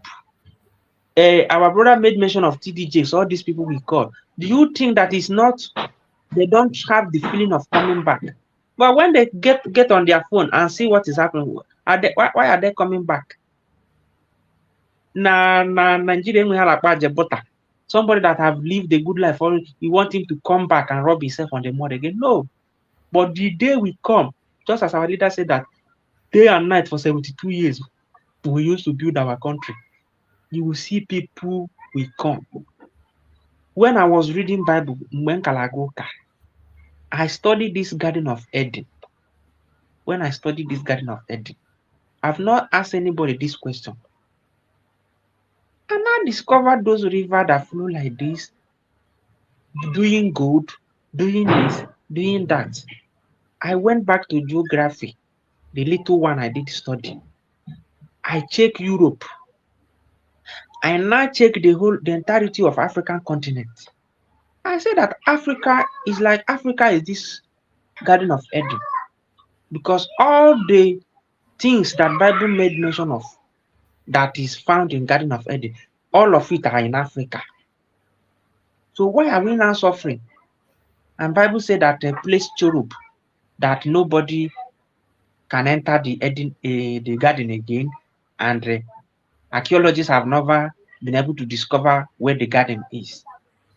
So all these things, the European people, they studied us. There's popular things that we do, popular things that we always say that when they came, they met us as a Democrat, that we are practicing democracy, and they took it from us and went back to their place and redefined it and modified it, and now selling it back to us. We are the real people. Let our people know where we are coming from, who we are, and rip ourselves off of this identity crisis. Spread the message. Round it up so that others can. Spread the message so that our children, people of my age, people that are to be born, we know that this is the reason why we have to own our country, own our freedom. That is what will give us what we are looking for, not to be fighting each other, calling each other names. That's the little thing that I will say this morning. I yield here. Thank you, my brother. Thank you for your contribution. We appreciate that very line of thought. Let's go to our beloved sister Ojugo. Go ahead, our sister Ojugo. I believe you were watching the video on the background when I played that video. You saw it, and just make a contribution or any other line of thought you have. Let's hear from you. Okay. Mr. Chief, good morning, and all my brothers in the house and those on the chat line. Good morning, everyone. We thank God today, and we glorify Him for giving us life and another opportunity to learn and grow. You know. So with that being said, I listened to that man, trying to educate our people of whom they are, in case they have forgotten or in case their father and grandfather didn't teach them well. Because the other time, I don't know if it's on your on your program, that I saw them doing protest that they are not able, you know. And when he was talking, he gave an example of he went somewhere and they were speaking Igbo language, and somebody said, speak correct Igbo. That's nothing like correct Igbo. Exactly. We don't have anything like that. But what Nothing like that. we have, like when I did Igbo at school, we have what is called central. That's in terms of writing a book. Because if you come to, like I was born and brought up at Onitsha, we speak Ife, Pa, that's not Central Igbo either. That's not Central Igbo either, Yeah. So, it's like when I'm talking with somebody from Enugu, and then I'll tell the person to speak like me. Now, if you listen well, you will understand everything the person is saying. And what don't you understand? You ask, because even English, and when somebody gets to make a sentence in English, you don't comprehend it very well. You don't understand it very well. You still have to ask, please, Exactly. explain. So that doesn't differentiate us from being Igbo or not being Igbo or being superior. Nobody is superior when it comes to Igbo language. Nobody. Because only Anambra now, so asụsụ Anambra now. Only Imo will understand it, but all gonna sound funny in your ear. It's everywhere, anyway. It's like even in America here. If you're from the South, they will know you're from the South because of the way you speak your own English. They will know. Those from the North side will know that you're from the South. And even we that are here, we speak English, right? But they will still ask you, you have an accent, And we're all speaking English, but they will still tell you that you have an accent. And then I will say, you have an accent for me too, right? Because That's right. I'm trying to understand you as you are trying to understand me, even though we're all speaking English. It's the same for every language. When I was at the University of Science and Technology, Port Harcourt, my friend from Echi, when we're in the class and we don't want somebody to know, we speak Igbo. And he speaks his own dialect. And we understand each other. Very clear Igbo. So there's nothing like, I think maybe they themselves are feeling inferior. I think that sometimes that's part of the problem, when people are feeling inferior of the way they think their own Igbo sound. And then instead of them to know that it's normal, I'm now. They are typically Igbos. I feel with them. I can even understand the Kureman than Onyafi. Exactly. This is not what I mean, but still, it doesn't make them to feel that inferior. So all this, but I don't know.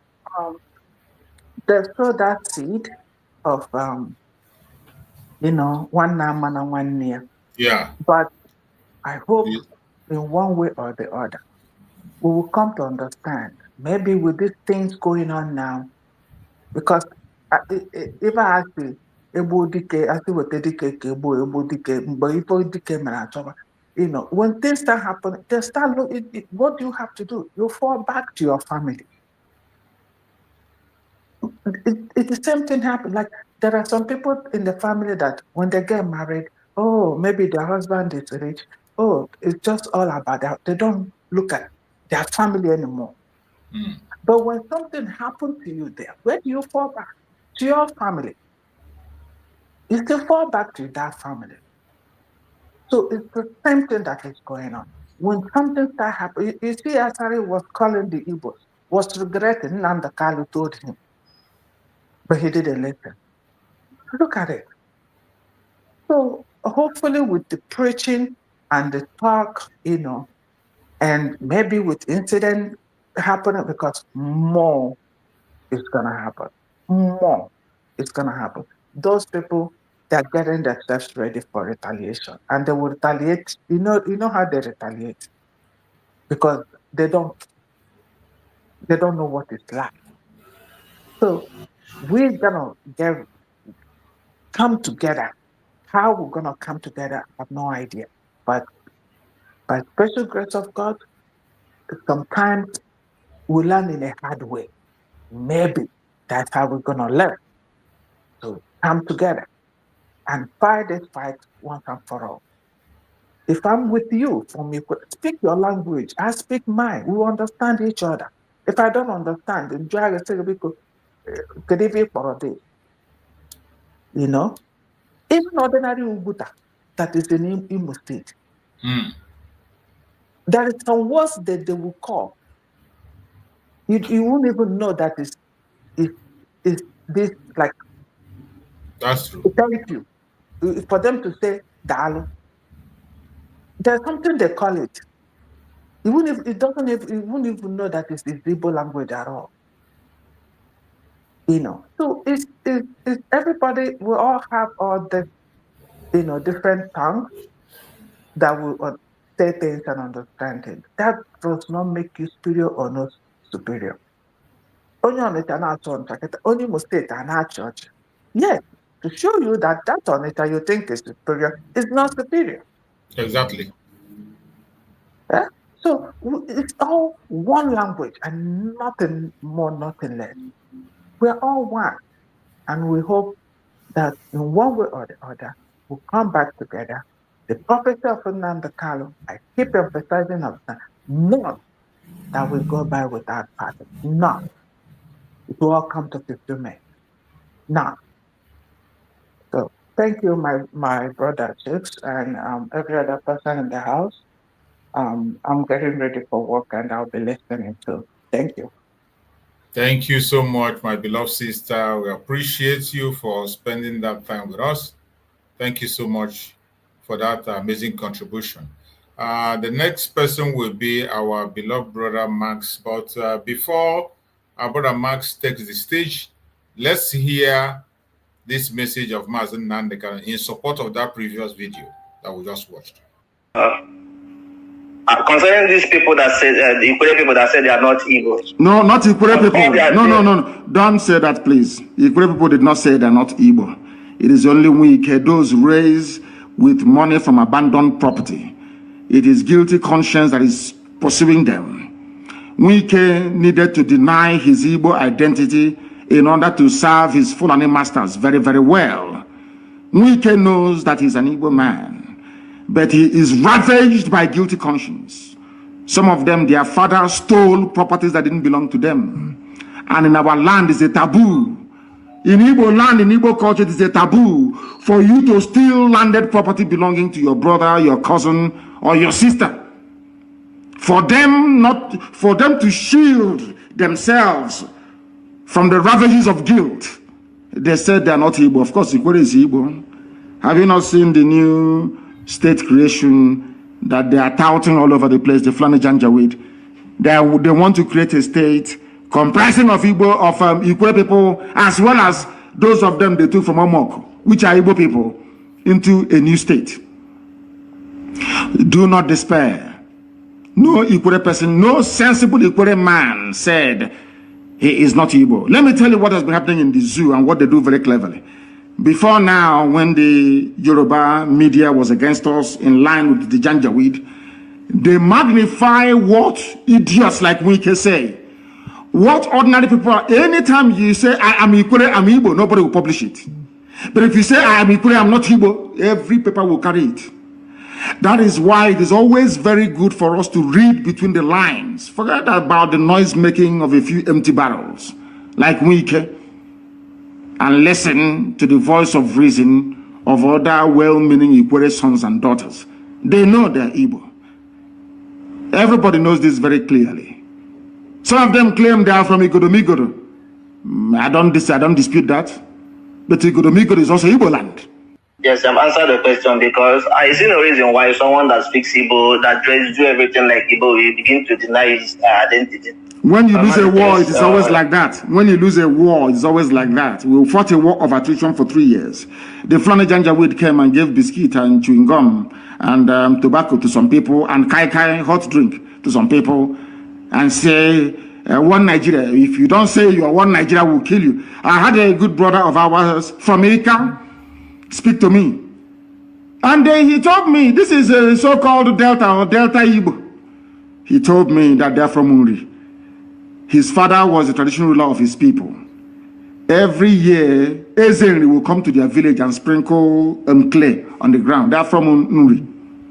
That is the way it is. Till tomorrow morning, we know who we are. Those who claiming they are not Igbo, they're living in denial.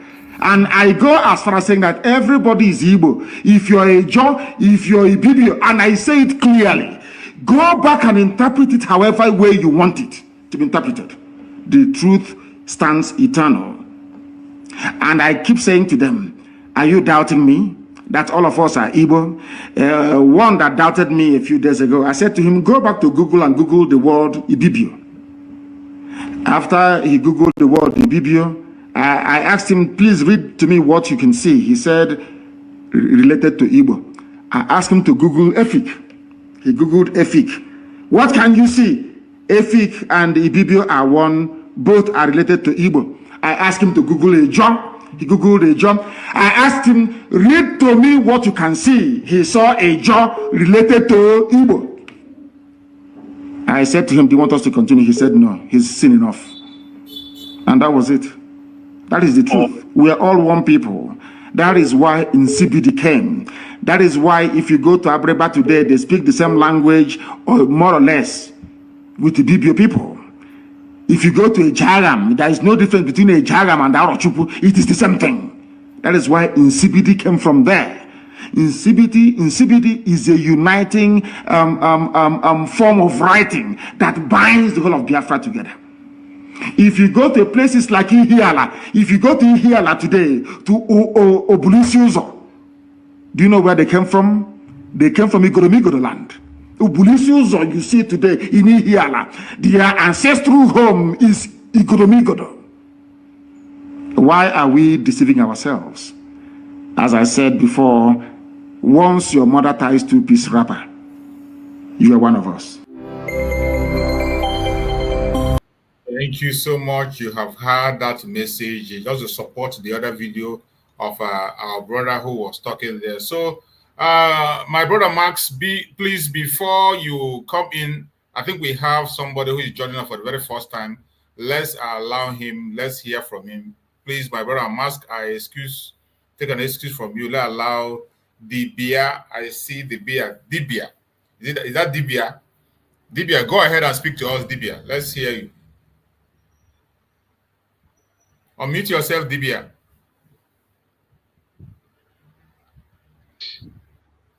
Unmute. Okay. Go ahead. Let's hear I am trying. I can hear you Hello? now. We can hear you now. Go ahead. Hello? Hello. Okay. Good morning, my brothers and my able people in the studio. I thank each and every one of us. Thank you, Brachus.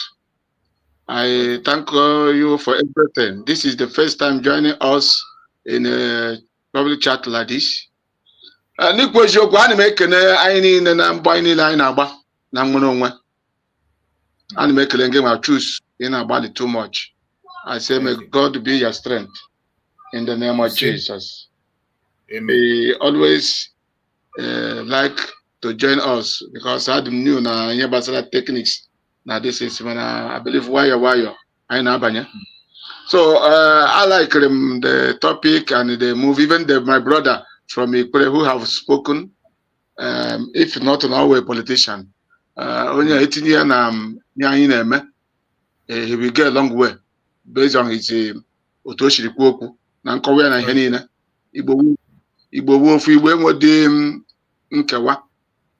No ndị kwere ife ihe ha na-erite na anya ha na-arachata n'ọnụ na-ezo onwe ha ezo. Ọ dịkasị na o nwere ihe dị iche, nwere ihe dị iche. Mana I believe site na mana Chukwu Nnamdi Kalu, our leader, and Sam Ekpa, our prime minister have proved to us that we are one. And by the grace of God, all the we redress all these issues. When you're on a man left, a man right here. So we thank God for the brother's life. I also want to remember the area I should remove Kawano Mai Nikwe Joku Nane Odechichonya Dianjo Nechichenkem. This is 3 set of people Kawara Haineme because of Ochicho Bunobia, Ochichonke Bunobia. Ashim Kona Kamji Woro Nechenkem. And my kuna mother to actual Biafra. Have got one woman and man in social media. Because on nature Biafra, whatever that will stop Biafra will be against you and you will be against that. Yes. I see no reason why, right from beginning, right from the one, DPMDrNgoziOrabueze cancel or fundraising for this Hemenka. My word to my state will not the factor. Well, if at all, now these people should Biafra and the why must they go on with it? Which means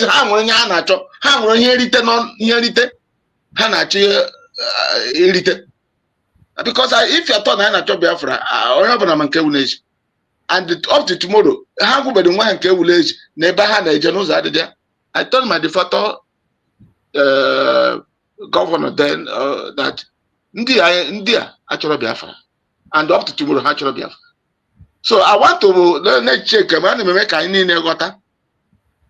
even some people now in a dichoton with onye natural here natural. It is impossible. Nke ha jene kewa the angel line.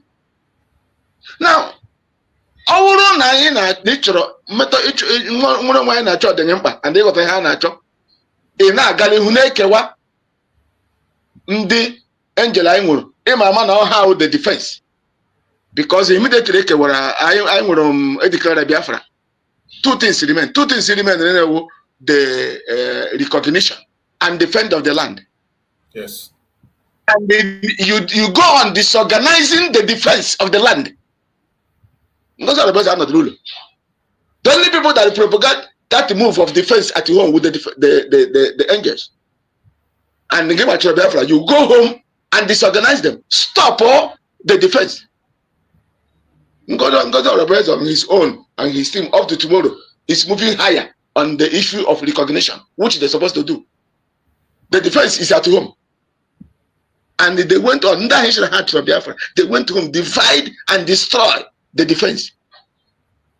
I want to put it to my understanding because in the I don't know because in Gidowa, Idobia, and in Gidobi is so children and Gizo Choma's.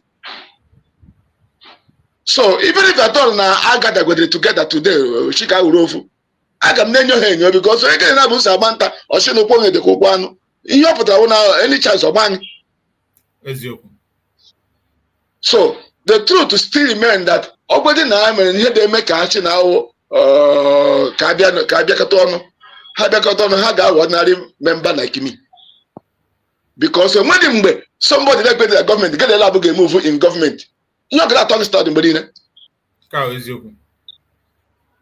Many of us, I want also direct to many of us, Nekwoku na defense, Nekwoku Magande or angels. Whatever might be the case, right from the one. You know, go Obodozuan. Now, we're not a government, only also we're all chichi. What shall you need about the uniform Nina? Or Chisha Honey the Lord, Kitty my young Watala, or the sergeant from Mamma one Yankee, Bully and retired doors on in. The reason of that was or about government loyalty, yes. The reason of doing that, there's no how somebody who is not loyal to you, you can work with him in government. He cannot work.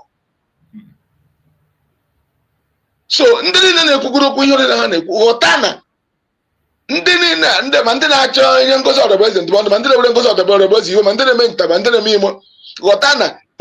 government that will move and recognize and go on with somebody who is not loyal to your government, it cannot work. That is not how it can work. So, this is different from their topic. Anyway,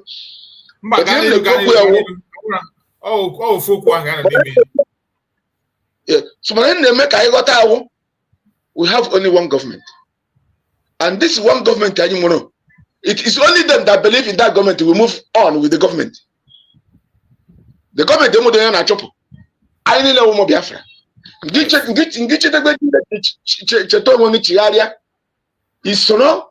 like ordinary person. Don't go and it cannot work because you're not part of the government. Oh, see,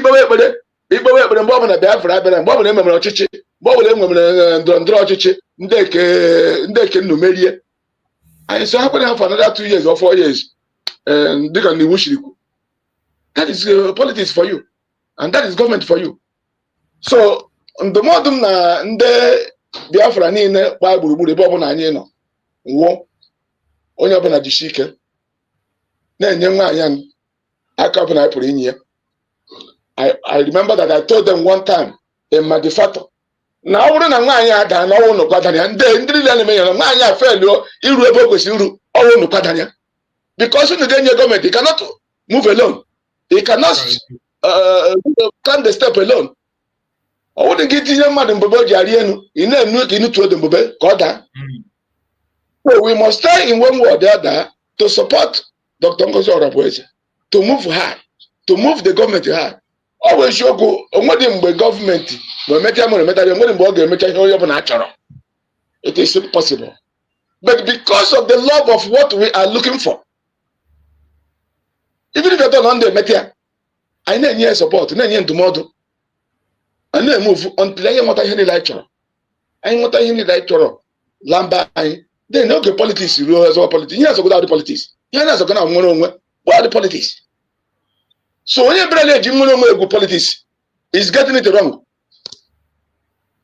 It's getting it wrong. Those three wise, foolish people and their followers, they must know. I'm very sorry for using this word, foolish, and they're foolish. They are wise, foolish set of people.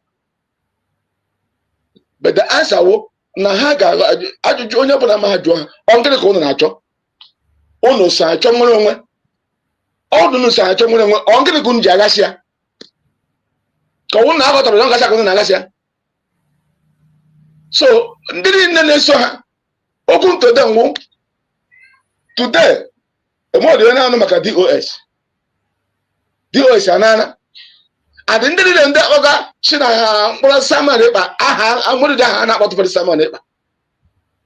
this set of people, they put up and look at the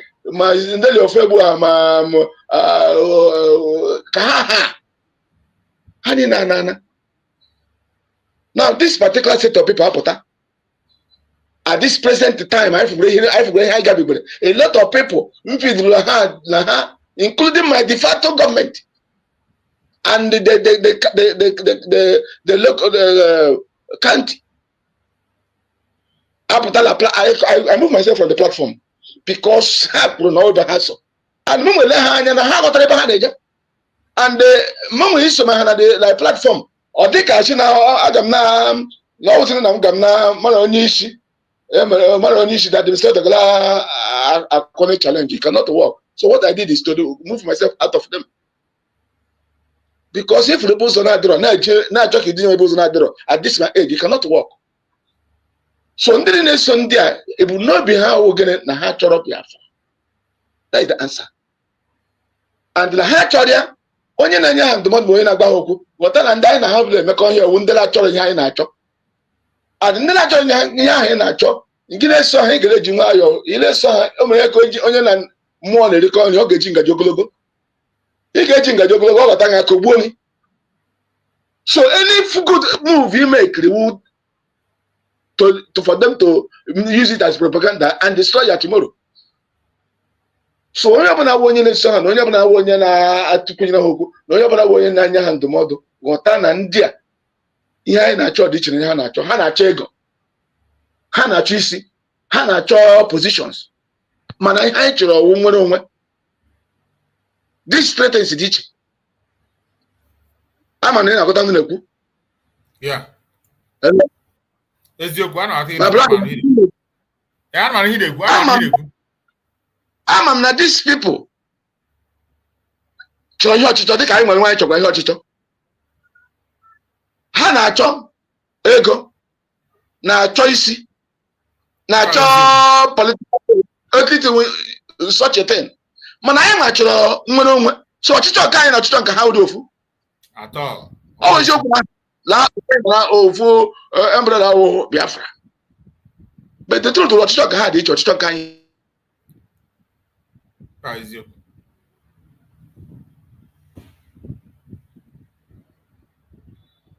Oh, I think he's stuck. I think the network is now troubling him. We appreciate you so much, Mwachineke. You have just given us a very wonderful speech, and we would like to hear more from you. Anytime you have time, you can join us on this platform. This platform belongs to every one of us. So whenever you have the time or the opportunity, you can equally join us and continue to preach this gospel. It is a pity that the network could not allow him to conclude. But nevertheless, we are here and we'll always be here, and we will continue to preach this gospel and reach out to everyone. My brother Max, are you there? Are you there, Max? You are still Steve. Mask is out also. Bro Greg, are you there? Are you there, Bro Greg? Yes. Okay, go ahead until they come back. Thank you, my brother. You're welcome. My greetings to my Biafra family all over the world. Yes, we must give respect to who respect is due. As we greet our brother and our leader, Mazin Kanu, we greet our able PM, Simon Ekpa, and my respect to DPMDrNgoziOrabueze, and all the men in the cabinet and the media people. May the hand of God be upon you people and sustain you and protect you. You see? Yes. I watched the clip about our brothers in the other side of the river. It is a pity that a son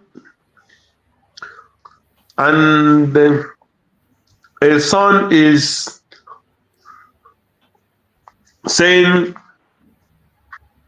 that Nobody can tell me who my father is.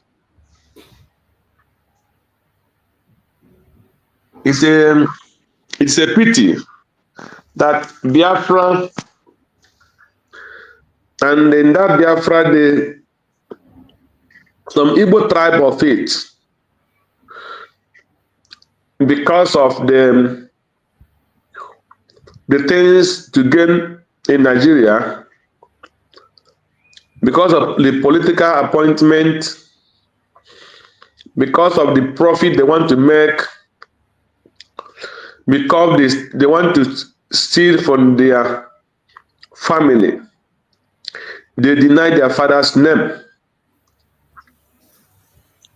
So it's a shame that those kind of things can happen. But on the other side, I feel joy, see many of them coming back to say, I am Igbo, and nobody is more Igbo than another person. The Nsukka man is not more Igbo than Owerri man. Owerri man is not more Igbo than Ikwere man. And Ikwere man is not more Igbo than Anambra man. And so it is to every place that they have Igbo language, and no matter the dialect. So, because, when they are talking about the Igbo and the dialect that is in Igbo, I myself that is been from old Imo State, from Olo, Biafra State, where somebody from Owerri State sometimes speak, honestly, I don't understand everything that Owerri State man will speak as an Igbo man. But, and if Abakaliki speak, I dare hear. If Nsukka speak, very few. Even to this, my sister is married in Udi. If I go to Udi, when they speak the typical Udi, sometimes I don't understand it very well. So, and that doesn't mean that they are not Igbo. They are Igbos. That is how it is. So, but because of the Nigerian Biafran war, many of them denied not being Igbo. And the same thing is what is coming up now to play again. In just 2 weeks ago, an Uromi man, or Uromi people, try to defend themselves because the Fulani want to kill them. And they defend themselves, and it happened that they killed those people who came along their place indirectly to kill them. And what did the Fulanis do? The Fulanis said, it is the Igbos. It is the Igbos. And now, we are fighting this battle now together and saying, no, this is Uromi is Biafra. And nobody can define us. And we are saying that Uromis have the power and authority to defend themselves. And so maybe after the battle and everything gets well, and they see themselves, maybe they feel that the Fulanis will not attack them tomorrow. You will see some of them start telling you again, no, we are not in Igbo. We have nothing to do with the Igbo people. But now, it is position of death and life. Everybody is answering Igbo, whether you like it or you don't like it. But when you come in the position to share something that is good, then everybody will deny Igbo. Igbo will be on their own. Then you ask yourself the question, if I were from these 5 states, how would I feel? And the problem we have in black race is this. It's too much pride and arrogance. If you remember 2000, when was that? It should be under 2000 and what? When what do you call him? The President Trump, the first election of President Trump with Hillary Clinton. There was many prophecy that TB Joshua was still alive. TB Joshua come out and prophesy that a woman will win. Many prophets say it will be Hillary Clinton. So when the election came out, it happened that Trump won the election. And one American prophet come out and said, come to his church the first day, and he said, I am sorry, I get it wrong. My prophecy was not accurate. He kneeled and said sorry to his church. I watched it in YouTube. And then the next thing, TB Joshua stand I'm telling you that no, it was supposed to be woman, but something was like this, it was like that, it was like that. When American have said to his church, I am sorry, but he cannot get it in Africa. And that is what we are suffering in today between Ogenkere and his gangs. When somebody got something wrong, and you have to sit back and look, and if you know that what you did is wrong, no matter how powerful you think you are, you go on your knee and say, I am sorry. I got it wrong. Let us move forward. And you will see, then everything will move to the Rama direction. That is what I expected our brothers Ikwere to do. Because many of them stand on the blood of their brothers' property till today. And that is what is killing this week today. Because he knew probably his family inherited those things that he could not come out and say, I am sorry. That this is my brother's property, we take it, it was wrong. So that is what we are suffering in Africa. Pride, even when you are nobody. So that is by the way. So if any of them are coming back, they must be welcomed. And with open eye to tell them, no, Igbo is more bigger and stronger and richer and wiser than another person. Because this division is in our blood, even to today. When you come to, there was a time I went home, and there's people who were doing something for us. I said, there was one day saying it's about click. I warned that guy. I said, anytime you say this thing again, I will from here kick you away. So you don't tell me in this, you are not, are you better than every other person from that place?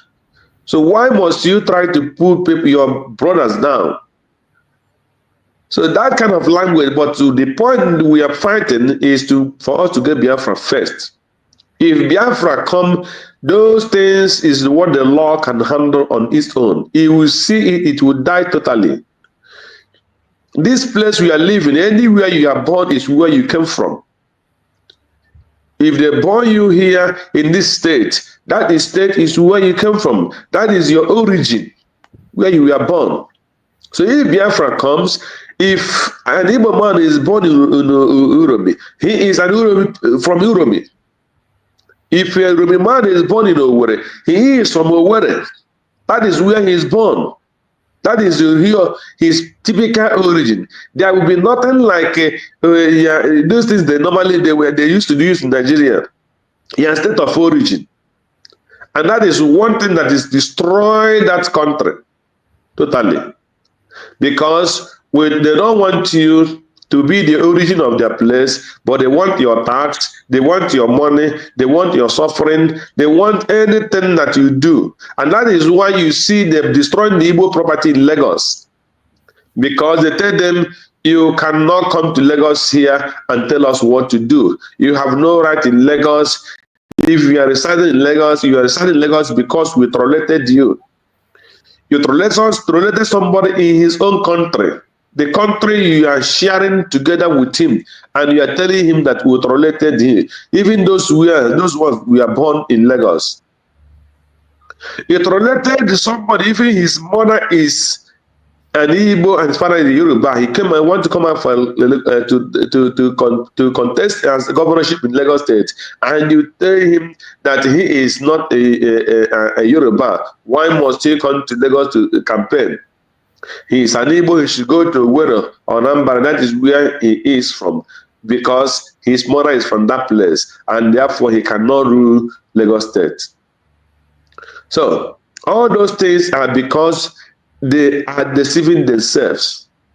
So if by God's grace we are able to defeat this evil country, Nigeria, and get our 100% freedom, those things cannot happen in our land.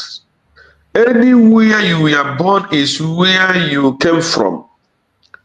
It cannot be that Soludo will be telling you those people who are committing all this crime here, none of them is from Anambra State. Soludo is a divider and a killer.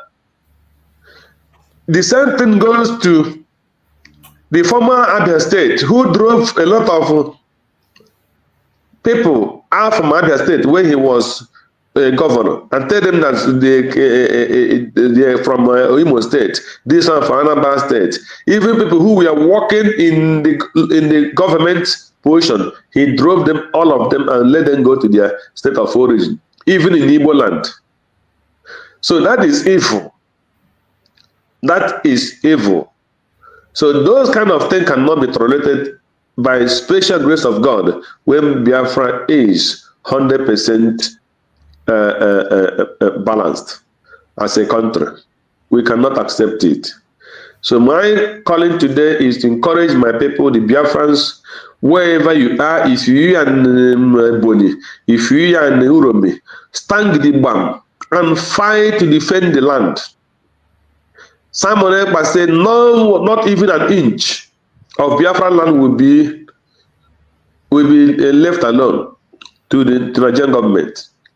Nnamdi Kanu said the same thing. Not an inch can Biafra live for any other land. We will not accept it. So every Biafra must stand up and do the needful so that our land will be secured. Thank you, and let me give chance to other people. Thank you so much. Bro Max, are you there? Yes, sir. I'm here. Go ahead, Bro Max. Thank you so much. I'm running out of battery. That was a heavy downpour yesterday, so our lights are off, and they've been calling to ask us to. You see how Ghana is. The company, the energy company, is sending circulars and calling people, sending messages, apologizing that they are working on it and they will restore it any moment from now. That is my own country. They won't tell you. They won't tell you to go and do your work. No,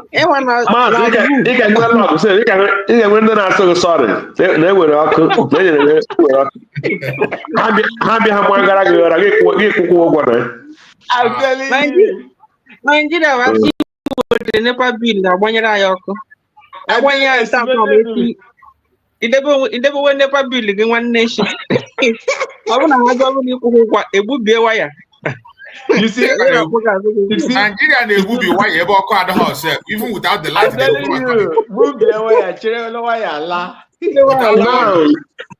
Now the latest is if you want to connect NEPA If you're building a new this, you want to get NEPA, what do you call it? Meter. So when you come, you pay the 2 months upfront. In advance. In advance. Hey. You pay for that meter almost 150,000 naira. You pay another 20,000 naira. So if you are taking a meter, maybe if your house is about up to 4 flats, apartments, or whatever, so you will be paying each of your flats, or you have stores. Each of the stores, you will be paying there nearly 200,000 naira for you to be connected light. Now, light that doesn't work. You see? And then that is your pole is your business. You have to go and buy your pole. That is your business. The wire that is your own business. Now you know how you want to get the wire. Then when you get the wire and the pole, then they call meter. Yeah, no, like 2-3 months or 4-5 before the meter. Be able to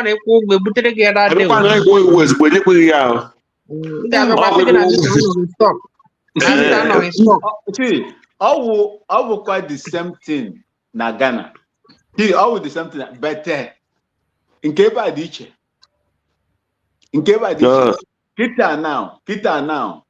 Kita, as we speak right now, we are saying no to it, and the government is listening. I'm telling you the truth. You cannot use a measure of, meter is a measuring instrument owned by the supplying company. Of course. To measure the energy that they are supplying to you and how much you are going to pay. We don't supposed to pay for it. It is your property. It is the government property. It is the company's property. You are using it to measure the kilowatts that I consume and what I should pay. And if you look at my own place here, I have my own prepaid meter. What I consume is what I pay. If I like, I switch everything off because the light will be here for more than 2 months, some places 3 months, 4 months, 5 months, 6 months, 1 year, you know, go off. Unless there is serious damage. And even if it's going to go off, even water self, if they want to fix any major repair or maintenance repair, they will first of all tell you, we are going to do so, carry out a routine maintenance repair on this particular line. This place, and so place will not have water for 3 days. We ask you to use 2 days to fetch water and store that will be able to last for you for 3 days until the water is restored. That is how Ghana do things. I'm not telling you that there are no, horrible things that are happening. I'm telling you, they value you as a human being. We don't value cows. We value, even if the president make any inflammatory statement against the tiniest indigenous ethnic group in this country, he will be called out immediately and rebuked. We go and check. We've gone back. You see this idiocy, this that is going on in that zoo cannot happen anywhere here. If our politicians want to see, they'll be looking at their back if somebody's watching them. As I'm talking to you, there are scandals and investigations are going on. In the ECG, there are scandals that are going on there. My people, you see, when you have, there is no system that is perfect. But when you have the operators of those systems that you try to maintain and make it work, and they are destroying it, then you are going to have a collapse system. That is what it is. That is the reason why they will come, they will not give you light, they will force you to pay estimated billing. And Nigerians are paying. Who will pay estimated billing in Ghana? Who are you? You are giving us, you can't give me light, and you are giving me a cemented building. Hey, it be that day where you go resign, or they will chase you out of that place, and they will chase you out using the system itself. Anyway, that is just by the way. Mazi Chooks, I salute you, all my brothers and sisters in the comment section. I salute each and every one of you. May Chukwu Abiyama continue to bless you for the great work that you are doing. Let me tell you also that the restoration, the recognition, the international effort, the effort that you are making for the United States of Biafra to be recognized internationally is like mmiri dọrọ n'ite ọ dọwara nwankịta. Mazi Chooks, can you hear me? Yeah, I can hear you loud and clear. Good. Mmiri dọrọ n'ite dọrọ n'ezi dọrọ nwankịta. It is we that are going to drink that water, no other person. Americans cannot come and drink the water for us or take it away from us or dispose the water. We, the Biafran people, are the people that are going to sip or drink from that water. Or if the water is not good, then we throw it away. So anything that we are going to do, we must do it with our heart and with the strength that God has given to us, because it is something that has to be done. If it is not done, we are doomed as a person, as a people. Coming to do not give in to this their smear campaign. They started smear campaign from God knows when. I don't know when. Even when our women, Aba market women, rioted, there were some people that were still doing smear campaign on them, carrying out propaganda. Oh, women, what they are going to do? That it's true that we didn't hear it, but there are people that were against them, you know, fighting for what they believe was right. And that thing today, the whole people that were affected are now benefiting from it. That was Aba market women, the great daughters of Biafra land as at that time. So don't fear about smear campaign. Go to my timeline on X, go and see the humongous, you know, the heaps of attacks that they are giving me. People that were raising me up those days, shouting, oh, okay. They are the same people that are calling me saboteur, agent of the Nigerian government that worked with the army before, this and this and this, and they planted to come and destroy this and this. I don't care. As long as my heart is geared towards fighting, supporting you to fight, I will do it. God bear my witness. And I make this solemn, you know, promise. If need be that our people will come back home to carry the walking sticks and the granite to defend that land, you will count me. Among the first 100, I will be among them, because if I fail to do that, and my mother's land is taken away from them, just like the Hausa land has been taken away from them, their cultural, their tradition, everything has been taken away from them, it will affect me. It will affect me drastically. It will affect me horribly. So that is the reason why I do what I do, and to save the life and the dignity of that land where I was brought up for 32 years. That is my land. That is my mother's land.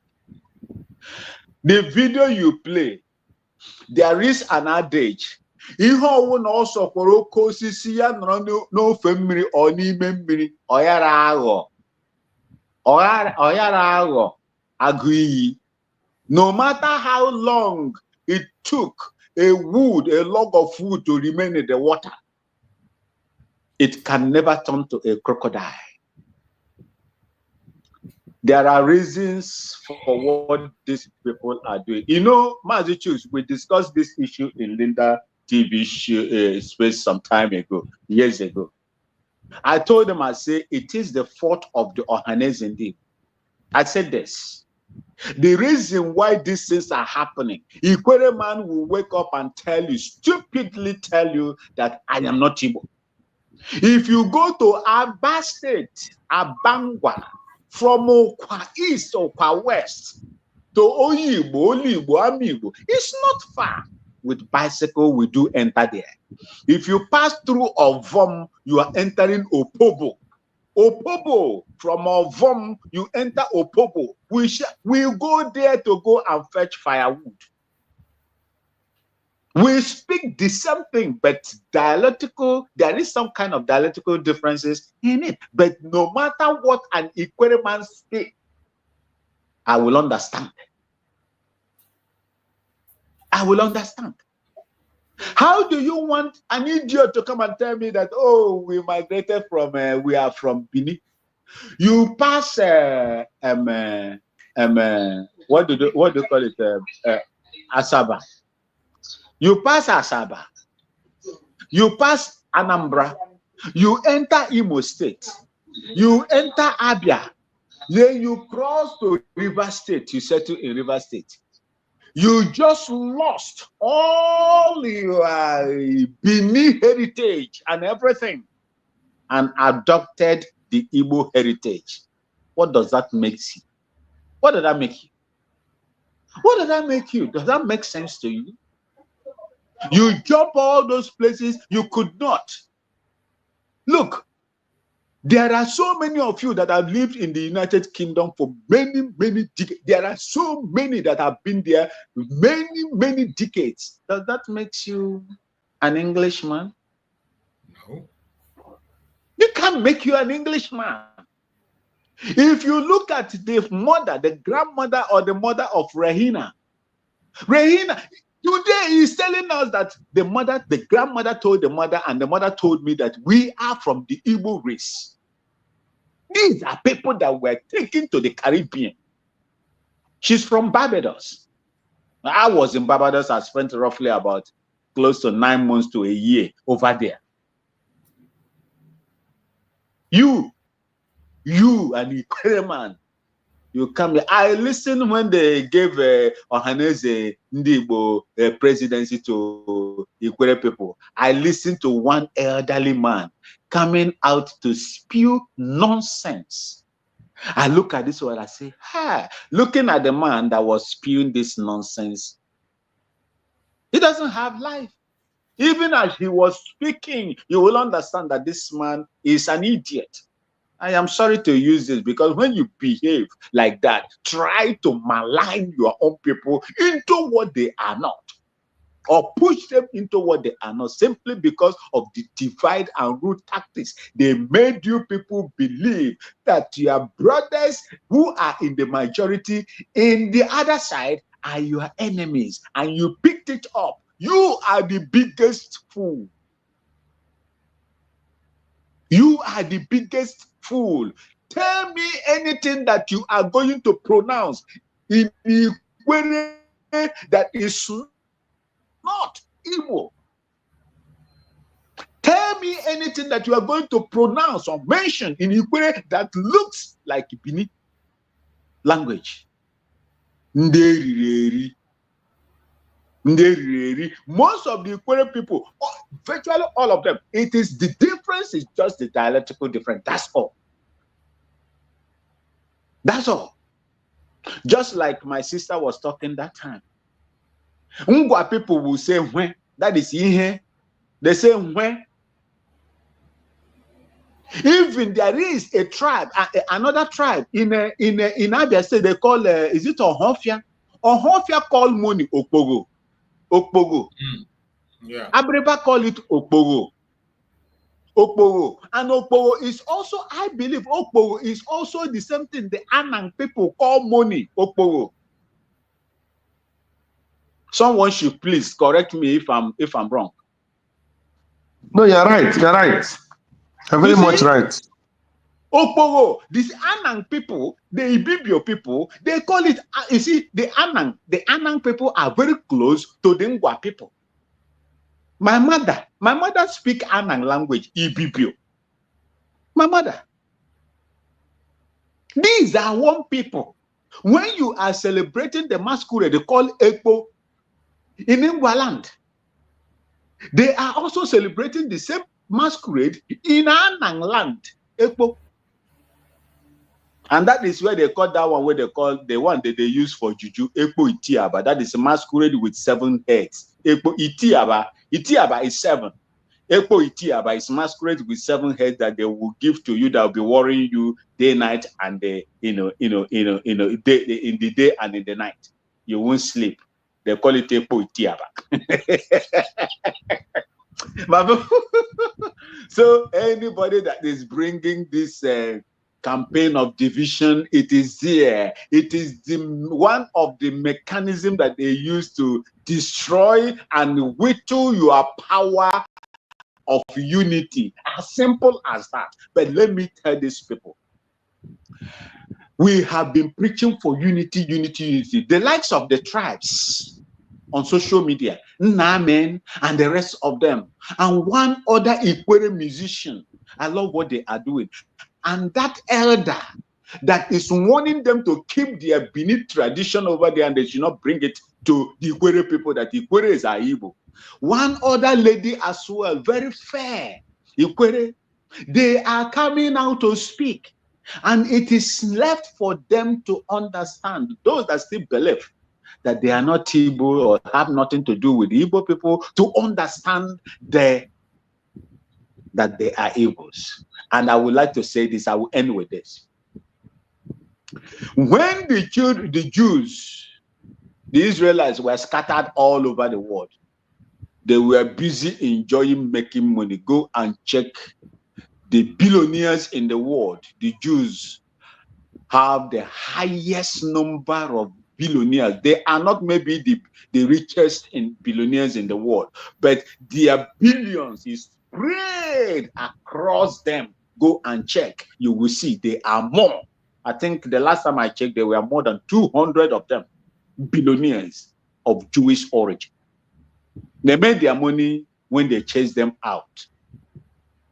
Biafrans are making their money when the Nigeria destroyed their land and pushed them, forced them to relocate to different places. That was an indirect exile. They exiled our people that time because the Biafra land was not habitable. Bombs everywhere. Unexploded bombs. I think till today, they are still recovering some of them in the farms and in the forest. That was what they did to us, my people. That was the extent to which they damaged our land and our psyche. We believe that, oh, we can only make it when we go out, simply because we have been, tuned to be, because of the devastation caused by their bombs from Britain and Russia and their cohorts. We had no choice than to relocate. And people started relocating in mass abroad and within, and build businesses in those places. They know the reason why they did it. They wanted us to move away from that land so that it would be desolate for them to come and occupy. But our people are still there. That is our land. That is my mother's ancestral land. That is your father's ancestral land. That is the land God gave to your ancestors. You need to protect it till death. If you allow anybody to come and take it away from you, God will judge you and judge you badly. If you do it from your actions and inactions, you allow anybody to take that land that belonged, God gave to your ancestors, because you want political appointment, a ministerial appointment, oil well, favors, or whatever from the enemies that want to take that land, God will judge you, just like the way he judged those that sabotaged our eternal leader, Ojukwu. You see what God, for these people that still believe that, oh, I am not Igbo. When you are Igbo, God will do you what he did to the children of Israel. While they were all over making money, enjoying eating burger and things, they forgot that they have their own place. Until I believe that God raised Hitler. God raised Hitler to tell them you are not here, because some of them were misbehaving. God raised Hitler.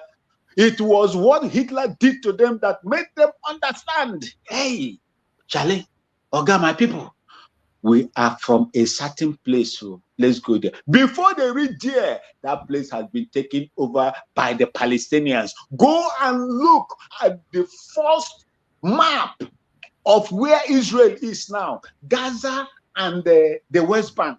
Go and check. It was like a dot, like dead Buhari called us.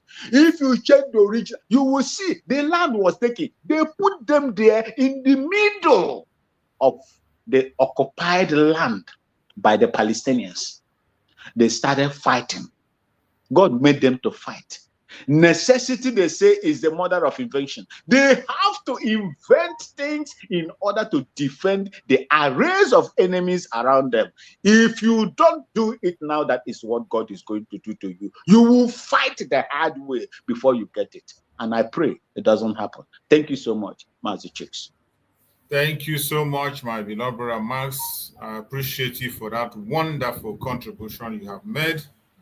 And every Biafran that is watching here, I appreciate everyone that have been with us on this program up to this minute.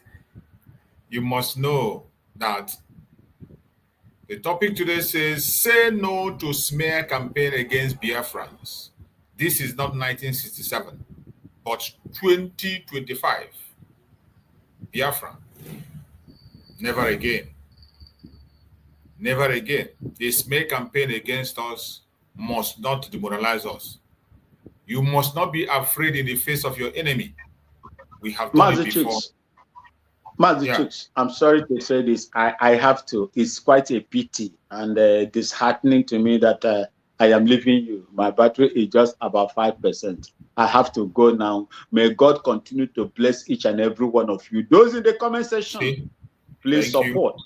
Those in this studio, please, may God bless you as well. Our people in Biafra land, may God bless each and every one of you and make life easier than it is today. God knows what we are passing through, and he will never allow us to suffer more than we have suffered. May God bless all of you in the diaspora. As God is blessing you, please save some of that blessing in financial terms to support for the recognition and the fight for the restoration of the Biafra land. I love you all, and may God continue to protect each and every one of you. Even if in the Arctic zone, if you find yourself in the Arctic zone, God will protect you. Anywhere you find yourself, in any volatile environment you find yourself, God will have a way to protect his own people as long as you are a Biafran. Thank you so much. And from here, the little beautiful city of Bolgatanga in Upper East region, I say, I love you. I remain your Okene. Thank you for having me, sir. Thank you so much. We appreciate you. I will hope to see you again. Thank you so much. Fellow Biafrans, as I was saying, we must continue to stand up for Biafra. Do everything humanly possible to continue to stand where we stand. Do not allow anybody to discourage you or demoralize you. The smear campaign that is happening today, don't allow it to deter you. We have been there before, and we are there again, and we shall overcome. Wherever you are as a Biafran, you must know that you have a responsibility to defend yourself and protect your land. The whole world knows what they're going through. We have made it already before. Biafra is not just a new state. What we did was redeclaration. We redeclared Biafra that has been. Biafra was a country that has been for 3 good years, had everything that they need, until it was run over by the British and Nigeria. Today, we are taking it back by force. And for some of us who didn't know how far we went, some of us who didn't know how far we went when we had our country before, I want to play a video. Just pay attention to this video, and you're going to see how far the Biafrans went and the successes, one of the successes they made in those days before the war ended. I want you to listen to this very video. Pay attention. You're going to learn something from here. Garden Boxing Incorporated presents the World's Light Heavyweight Championship bout featuring champion Dick Tiger of the Republic of Biafra versus challenger Roger Rouse of Anaconda, Montana, from Convention Center, Las Vegas, Nevada. 15 rounds. Hi, everyone. I'm Don Dunphy, your ringside commentator at the ringside of the beautiful Convention Center in Las Vegas, Nevada. And a big crowd is waiting with great anticipation what promises to be a very fine bout between the champion Dick Tiger and the challenger Roger Rouse of Montana. All right, this promotion this evening, ladies, of boxing for the light heavyweight championship of the world. Introducing, from Anaconda, Montana, weighing 174.5 pounds, the challenger, Roger Rouse.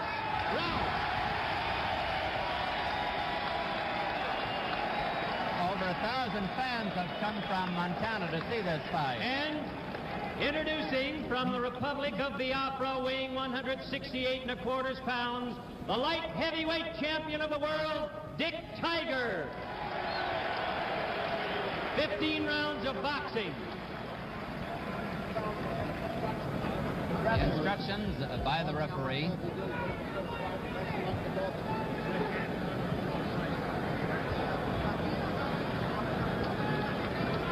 Round one coming of the two. 6 years older, 6 pounds lighter at 168.5. This could be it. There's Rouse down from that right hand. 5. 6. Referee's talking to him. Makes the mandatory 8 count, and it is all over. Referee Jimmy Oliva talks to Roger Rouse and signifies that the contest is all over. The winner and still light heavyweight champion of the world, a great fighter, Dick Tiger. A very unhappy corner of Roger Rouse. Ladies and gentlemen, your winner, 12 seconds of the 12th round by knockout, the winner and still light heavyweight champion of the world, Dick Tiger.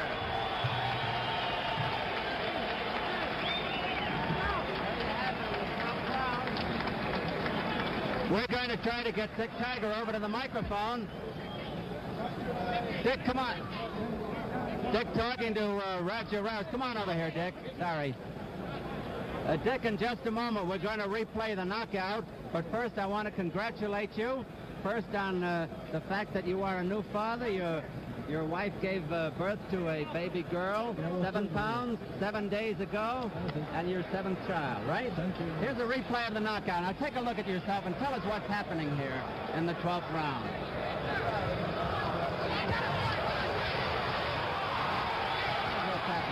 I think he was coming in. I sent the right hand and the connected left that got him by the jaw. I think that was it.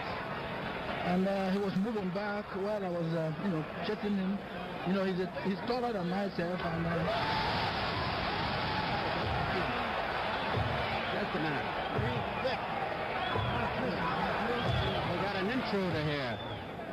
You see, this court, he has just, I got him in the corner, I think in the second or third round, and he brought me with head, so I'm glad I won the fight. Do you think it was a butt he got you over the left side? Now listen, to be perfectly honest, I thought Rouse was winning the fight up until the 6th round. Now what did you think? I don't know. I'm in there to fight. I don't know what's happening. You didn't care. You weren't worried. I don't get start early. I get start late. You knew it was a 15-round bout, so you weren't going to hurry. Yeah. Because I know I was going to get him. Because what are the plans? I'm going to ask Jersey Jones, your manager, to come in here. Jersey, what are the plans now? Well, Don, I've always maintained that you don't cross the second bridge till you're over the first one. Well, you're over this one. Yeah, we had to get through with this one. We have no plans at the moment. There are several very good offers, but we'll take a little time to consider them. Do you think Rouse merits another chance? Well, let him, if he get beat, say, Jose Torres, I think that would do it. I think Rouse made a very, very good fight, but Tiger was just too damn strong for him and too hard a puncher. Oh, he's a real good fighter, this Mr. Tiger. Thank you very much, Jersey, and good luck. Dick, congratulations. The people in Biafra must be very proud of you. Thank you.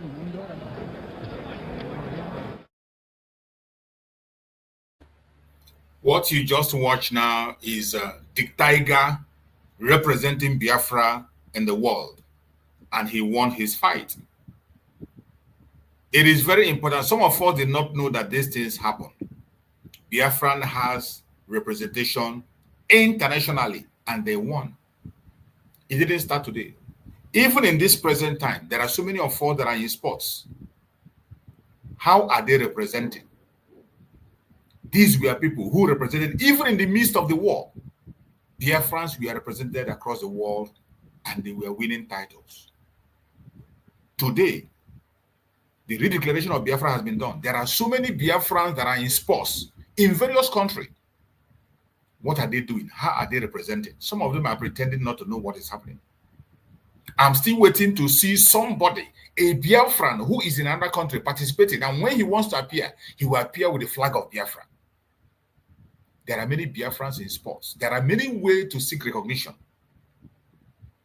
You saw our football team registered and they played along, which was televised. We are expecting Biafrans on different angles. We have many of them. Why are they not represented? Look at our musicians. You can't see any of them. Only few of them that are playing Biafran music, very, very few. The rest of them, they are busy gallivanting and enjoying themselves. They don't care. It doesn't really matter to them. And we are talking about recognition. In this recognition, every one of us have a role to play. But we must continue. We must not give up. We have done it before, and we can still do it again.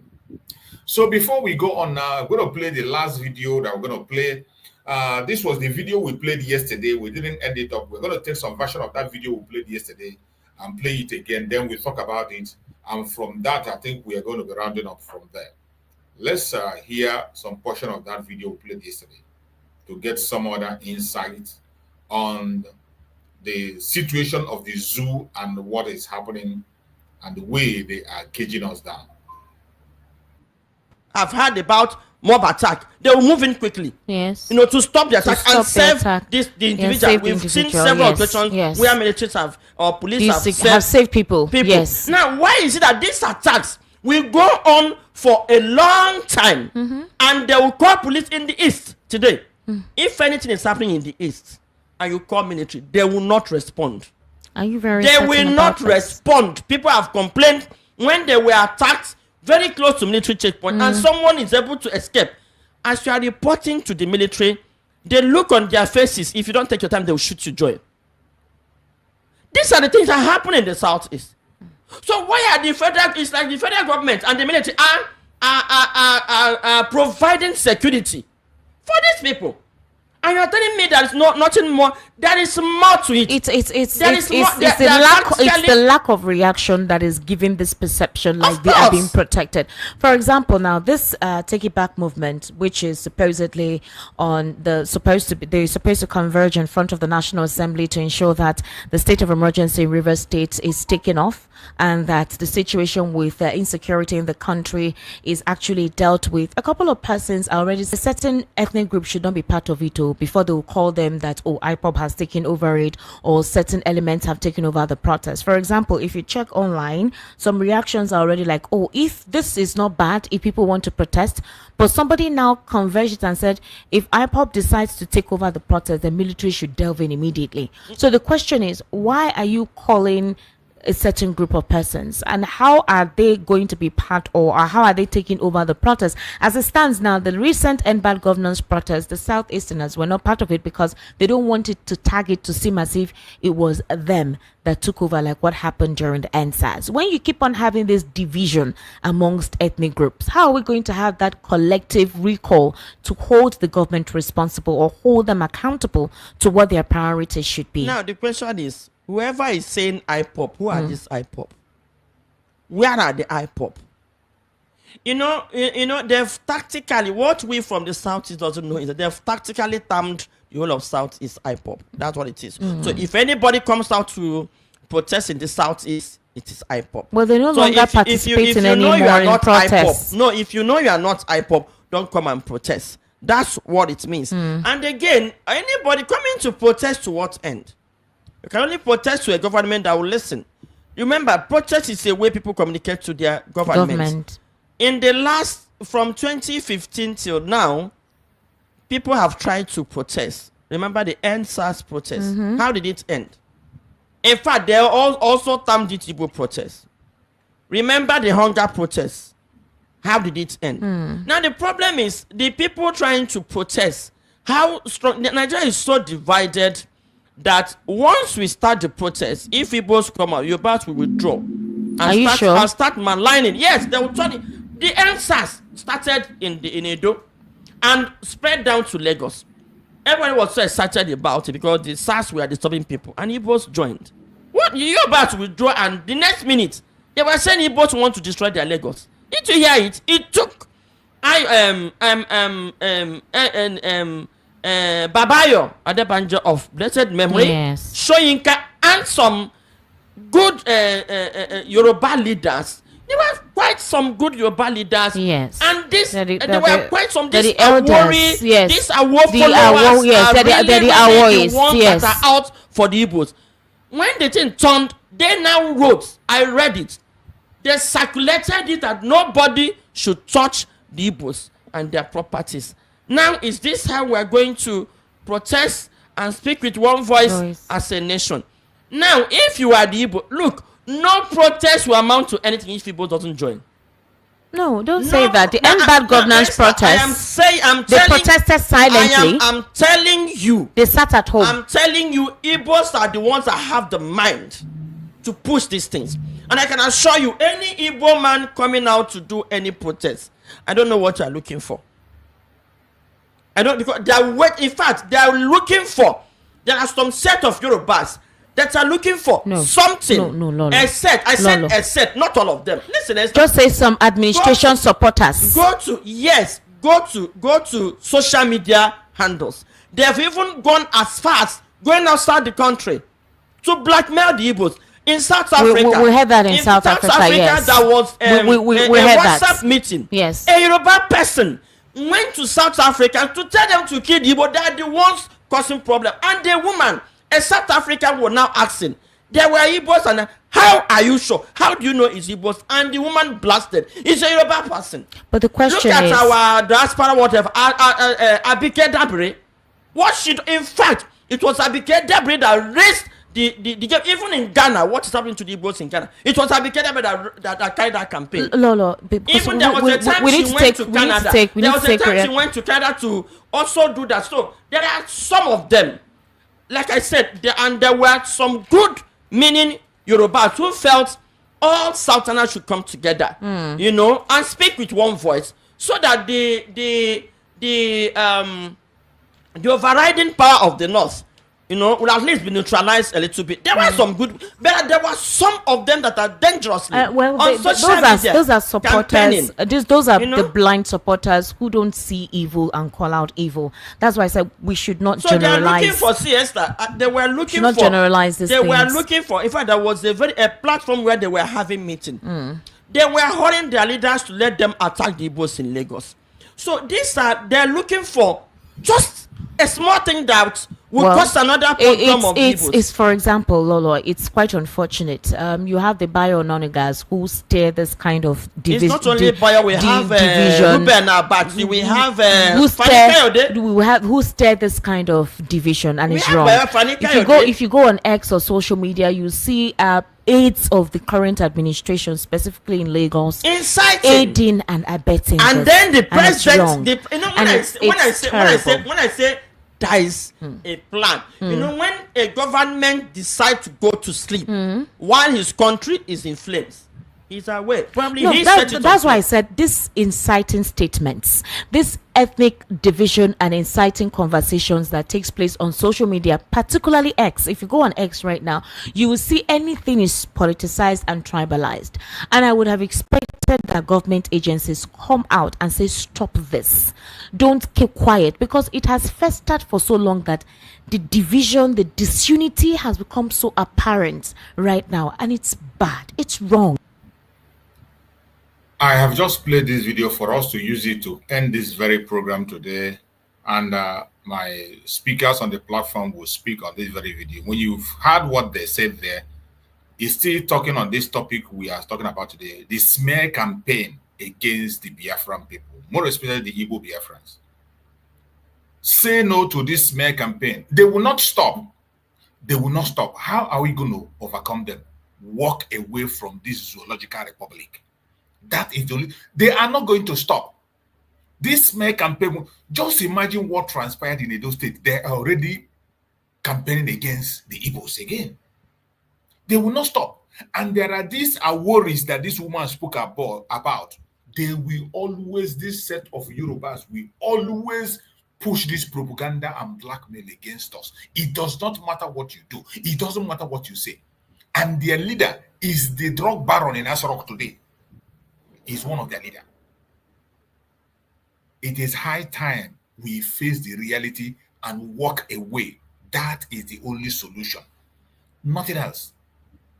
This smear campaign, they will never ever stop.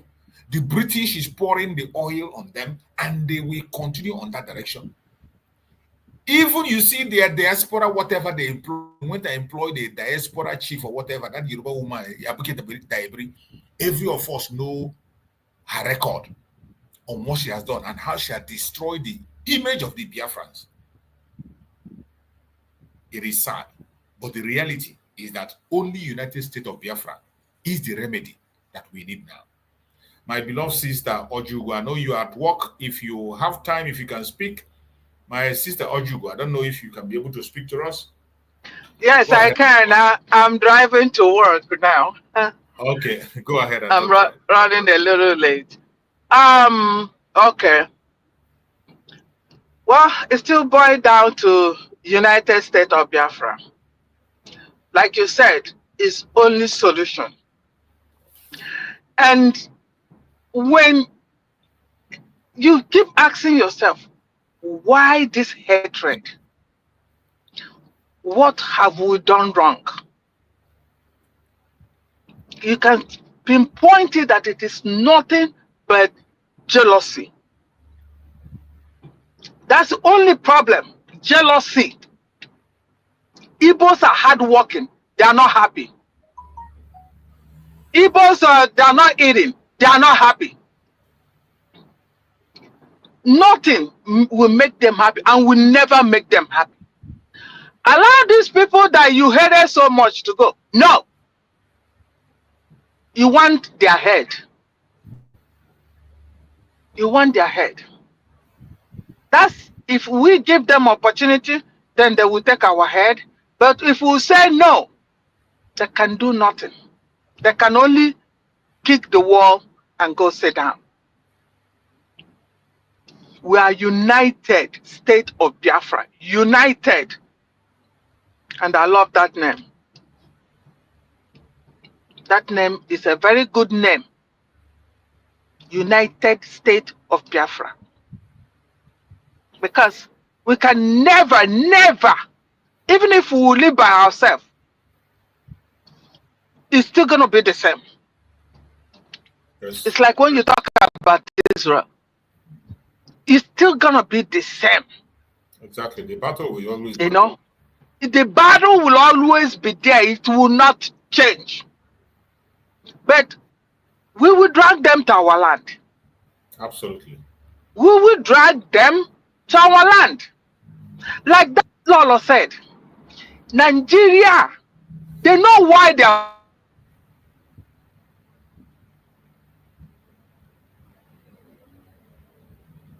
Oh, look at that they hold. The other lady said, oh, they didn't sit at home.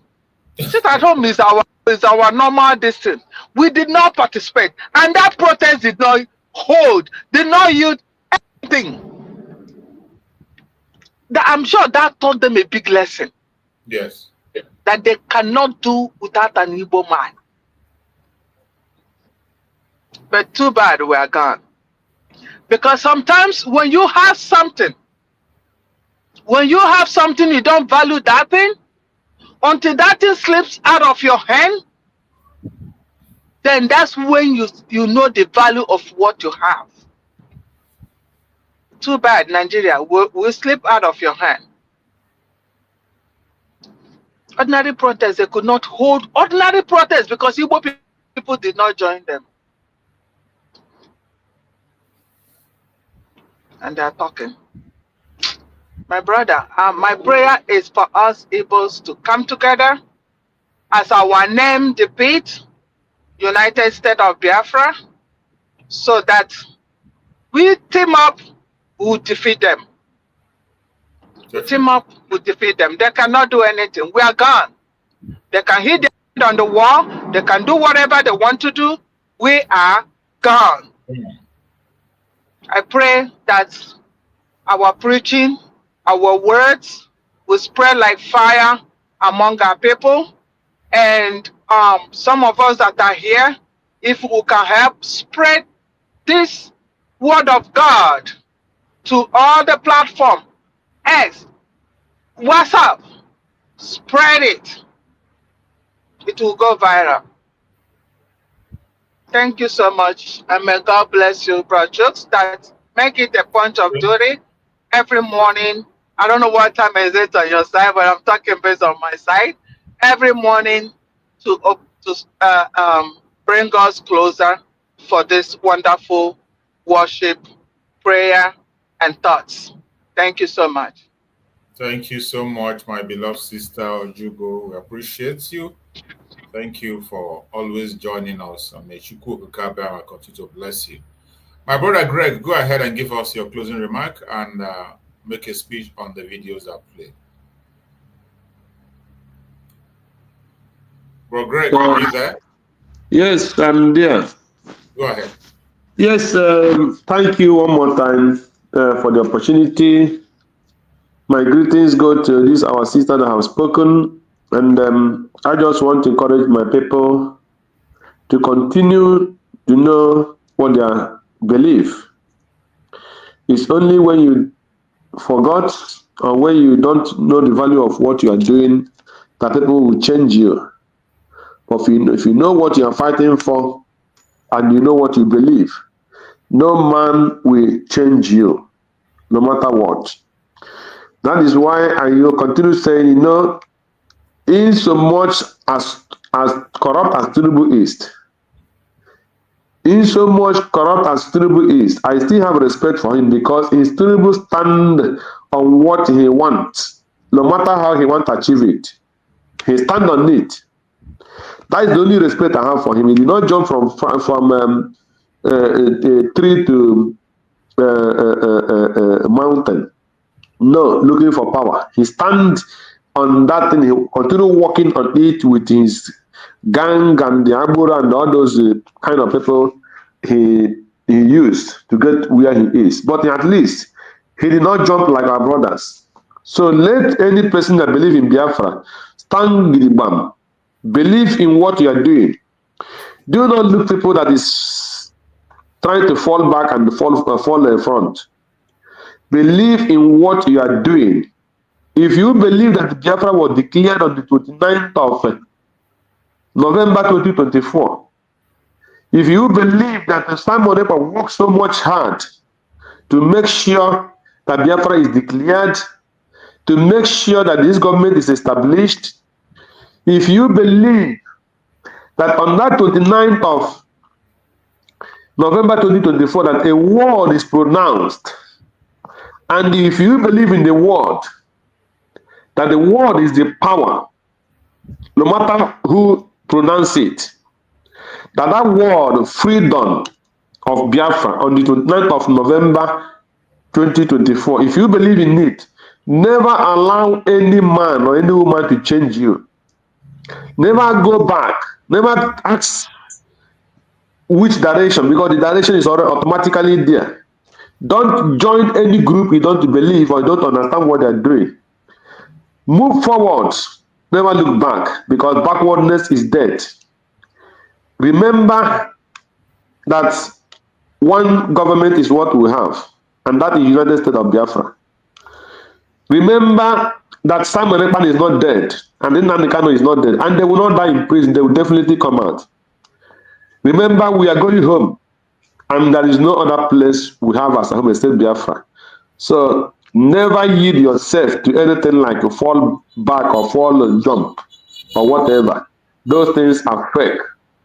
Remain strong in what you are doing and pray always for our Simon Ekpa, pray for Nnamdi Kanu, pray for Dr. NgoziOrabueze and all the cabinet, and pray for the fast coming of Biafra home. That is my final word to you today. Thank you, and God bless every Biafrans. Thank you, Choose, and God bless you. Thank you so much, my beloved brother. I appreciate you for that amazing conclusion that you have just given. I appreciate everyone that have been with us on this platform today, everyone that have contributed in one way or the other. May Chukwu Okike Abiama continue to guide and protect all of us. Wherever you are watching us from, please like and share. If you have not yet shared this video, I don't know what you're waiting for. Remember, this evangelism is for all of us. Every one of us has to be part of this radical evangelism to carry everybody along until we get to the promised land. May Chukwu Okike Abiama guide and protect every Biafran. May Chukwu Okike guide and protect our Deputy Prime Minister, Dr. NgoziOrabueze. May Chukwu Okike guide and protect our Prime Minister, Mazi Simon Ekpa. May Chukwu Okike guide and protect our Supreme Mazi Nnamdi Kanu. We pray that all our leaders, Chukwu Okike will give them wisdom, knowledge, understanding, and strengthen them, protect them divinely. Thank you so much for being part of this program. We will see again tomorrow by the grace of Chukwu Okike. Thank you so much, and stay safe. See you next time. From people. At this moment, we use this media to demand the unconditional release of the Prime Minister of the United States of Biafra, Mazi Simon Ekpa Joko, who the Finland authority have held incommunicado for long now. They say they are investigating, and it's been months up to now. No charge has been brought against the Prime Minister of the United States of Biafra. We hereby demand the immediate release, unconditional release of our Prime Minister, Mazi Simon Ekpa. The global conspiracy against the Biafrans is unacceptable. We will never, ever accept it. It doesn't matter how they try to paint it, the whole world is watching. And it is sad that the world is silent, watching the atrocities committed against the Biafran people. Mazi Simon Ekpa is only asking for the freedom of his own people. He's only defending his own people, trying to save the innocent lives that are being wasted away. Free Mazi Simon Ekpa now.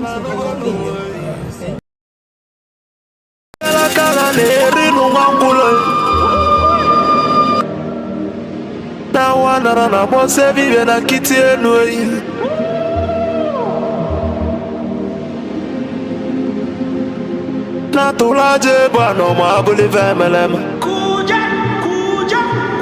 atibe kuna tulane bovo timalugo no godo kokodo nyano be hule dani mona tunilu na ya kalakana kwa lerinu mwangulu ngula matali woso jere futa mbaka njuba diali Mama abulezi okwenu na bakala kelwego n'ezienu n'ụbọchị akala kelwego n'odezi maka na ababane n'ụwa aralu n'unuteyi ụmụ Biafra kụnyenu ụmụ Biafra kụnyenu Kwani bono no mono nezi biakenenu ono nenu lira tono na ndagulugu seji tono nugu bana tai Kanye wele fobi we na tabanu banyo. Makana juko no 1 million no we bofu wa mabulezi okwe. Naka ni kwata milake kwa kwacha sienyi ka kesu ezo pabule be walo tamano. Mo Biafra kuyenu. Kanye wele fobi we na tabanu banyo. Makana fobi abakama. Na no go no way.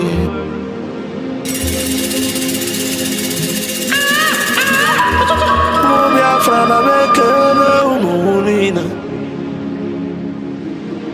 Nkabo nkani Mwadati na itele wanyi biakenemi Okwage bulu kwekene na fandi otu Biafra is our hope And the Biafra is our religion Nkodi na wata chieza muno bibu onye iwere ya Wesi ya kene rugio Adubagwo chukwo Ikemba one of Biafra land mongwem Adagune ya kala ya dike Mwafondi mojiri diebu bebide bichemele mongwem Abuzigwodo gweji mali Igbo nine Adagweji malo Biafra biya Adumegwo chukwu Opagisi ekene logi Filipu Efyong Abuzigwa nwoke kwuloku wekusi okwu si na Biafra ekunye Na ya bụ Biafra ya tolugo enete Unabulu na ya bụ Biafra ekuigo Noko guli nwata n'aka na ele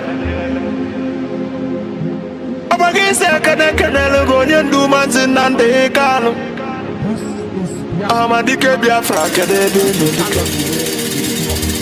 Amadike Biafra bialu She has no jurisdiction to try me. None whatsoever. I came out of There are accused from my case and cannot try my case. There are things that are happening in this country that a lot of you do not know. It is my duty to make that very, very clear to all of you today. Because the lies are too much. The lies are too much. I sent a petition to NJC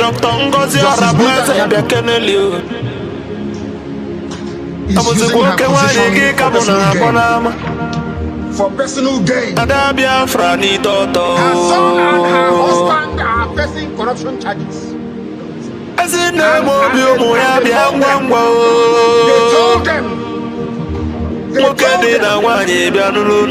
convict me. This is what happens.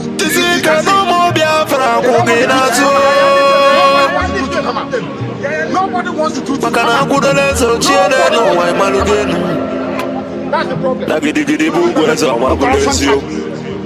They sent her to my case. So they can Biafra government in They know na exile cabinet me no no Ano ekene unu jisinu ikene Na chukuna ndana ya agba unu ube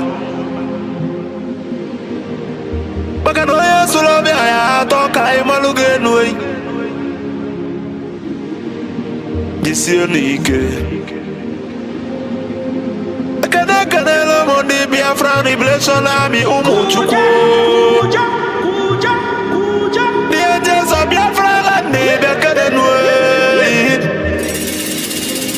The great oracles of Biafra na no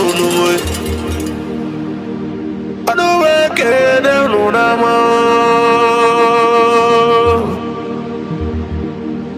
Na no jisi kenan Atugo ya ba home Omo chukwu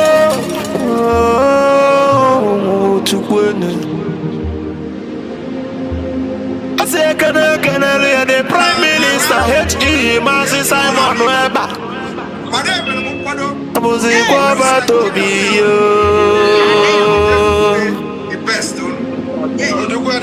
Atwele li omo Biafra bianulo. Anonganga pio tembe wile name. Lili omo biao. Kudwa komili na kwa nunu. Mwana kwa mobia kenelio. Odagiri dimu.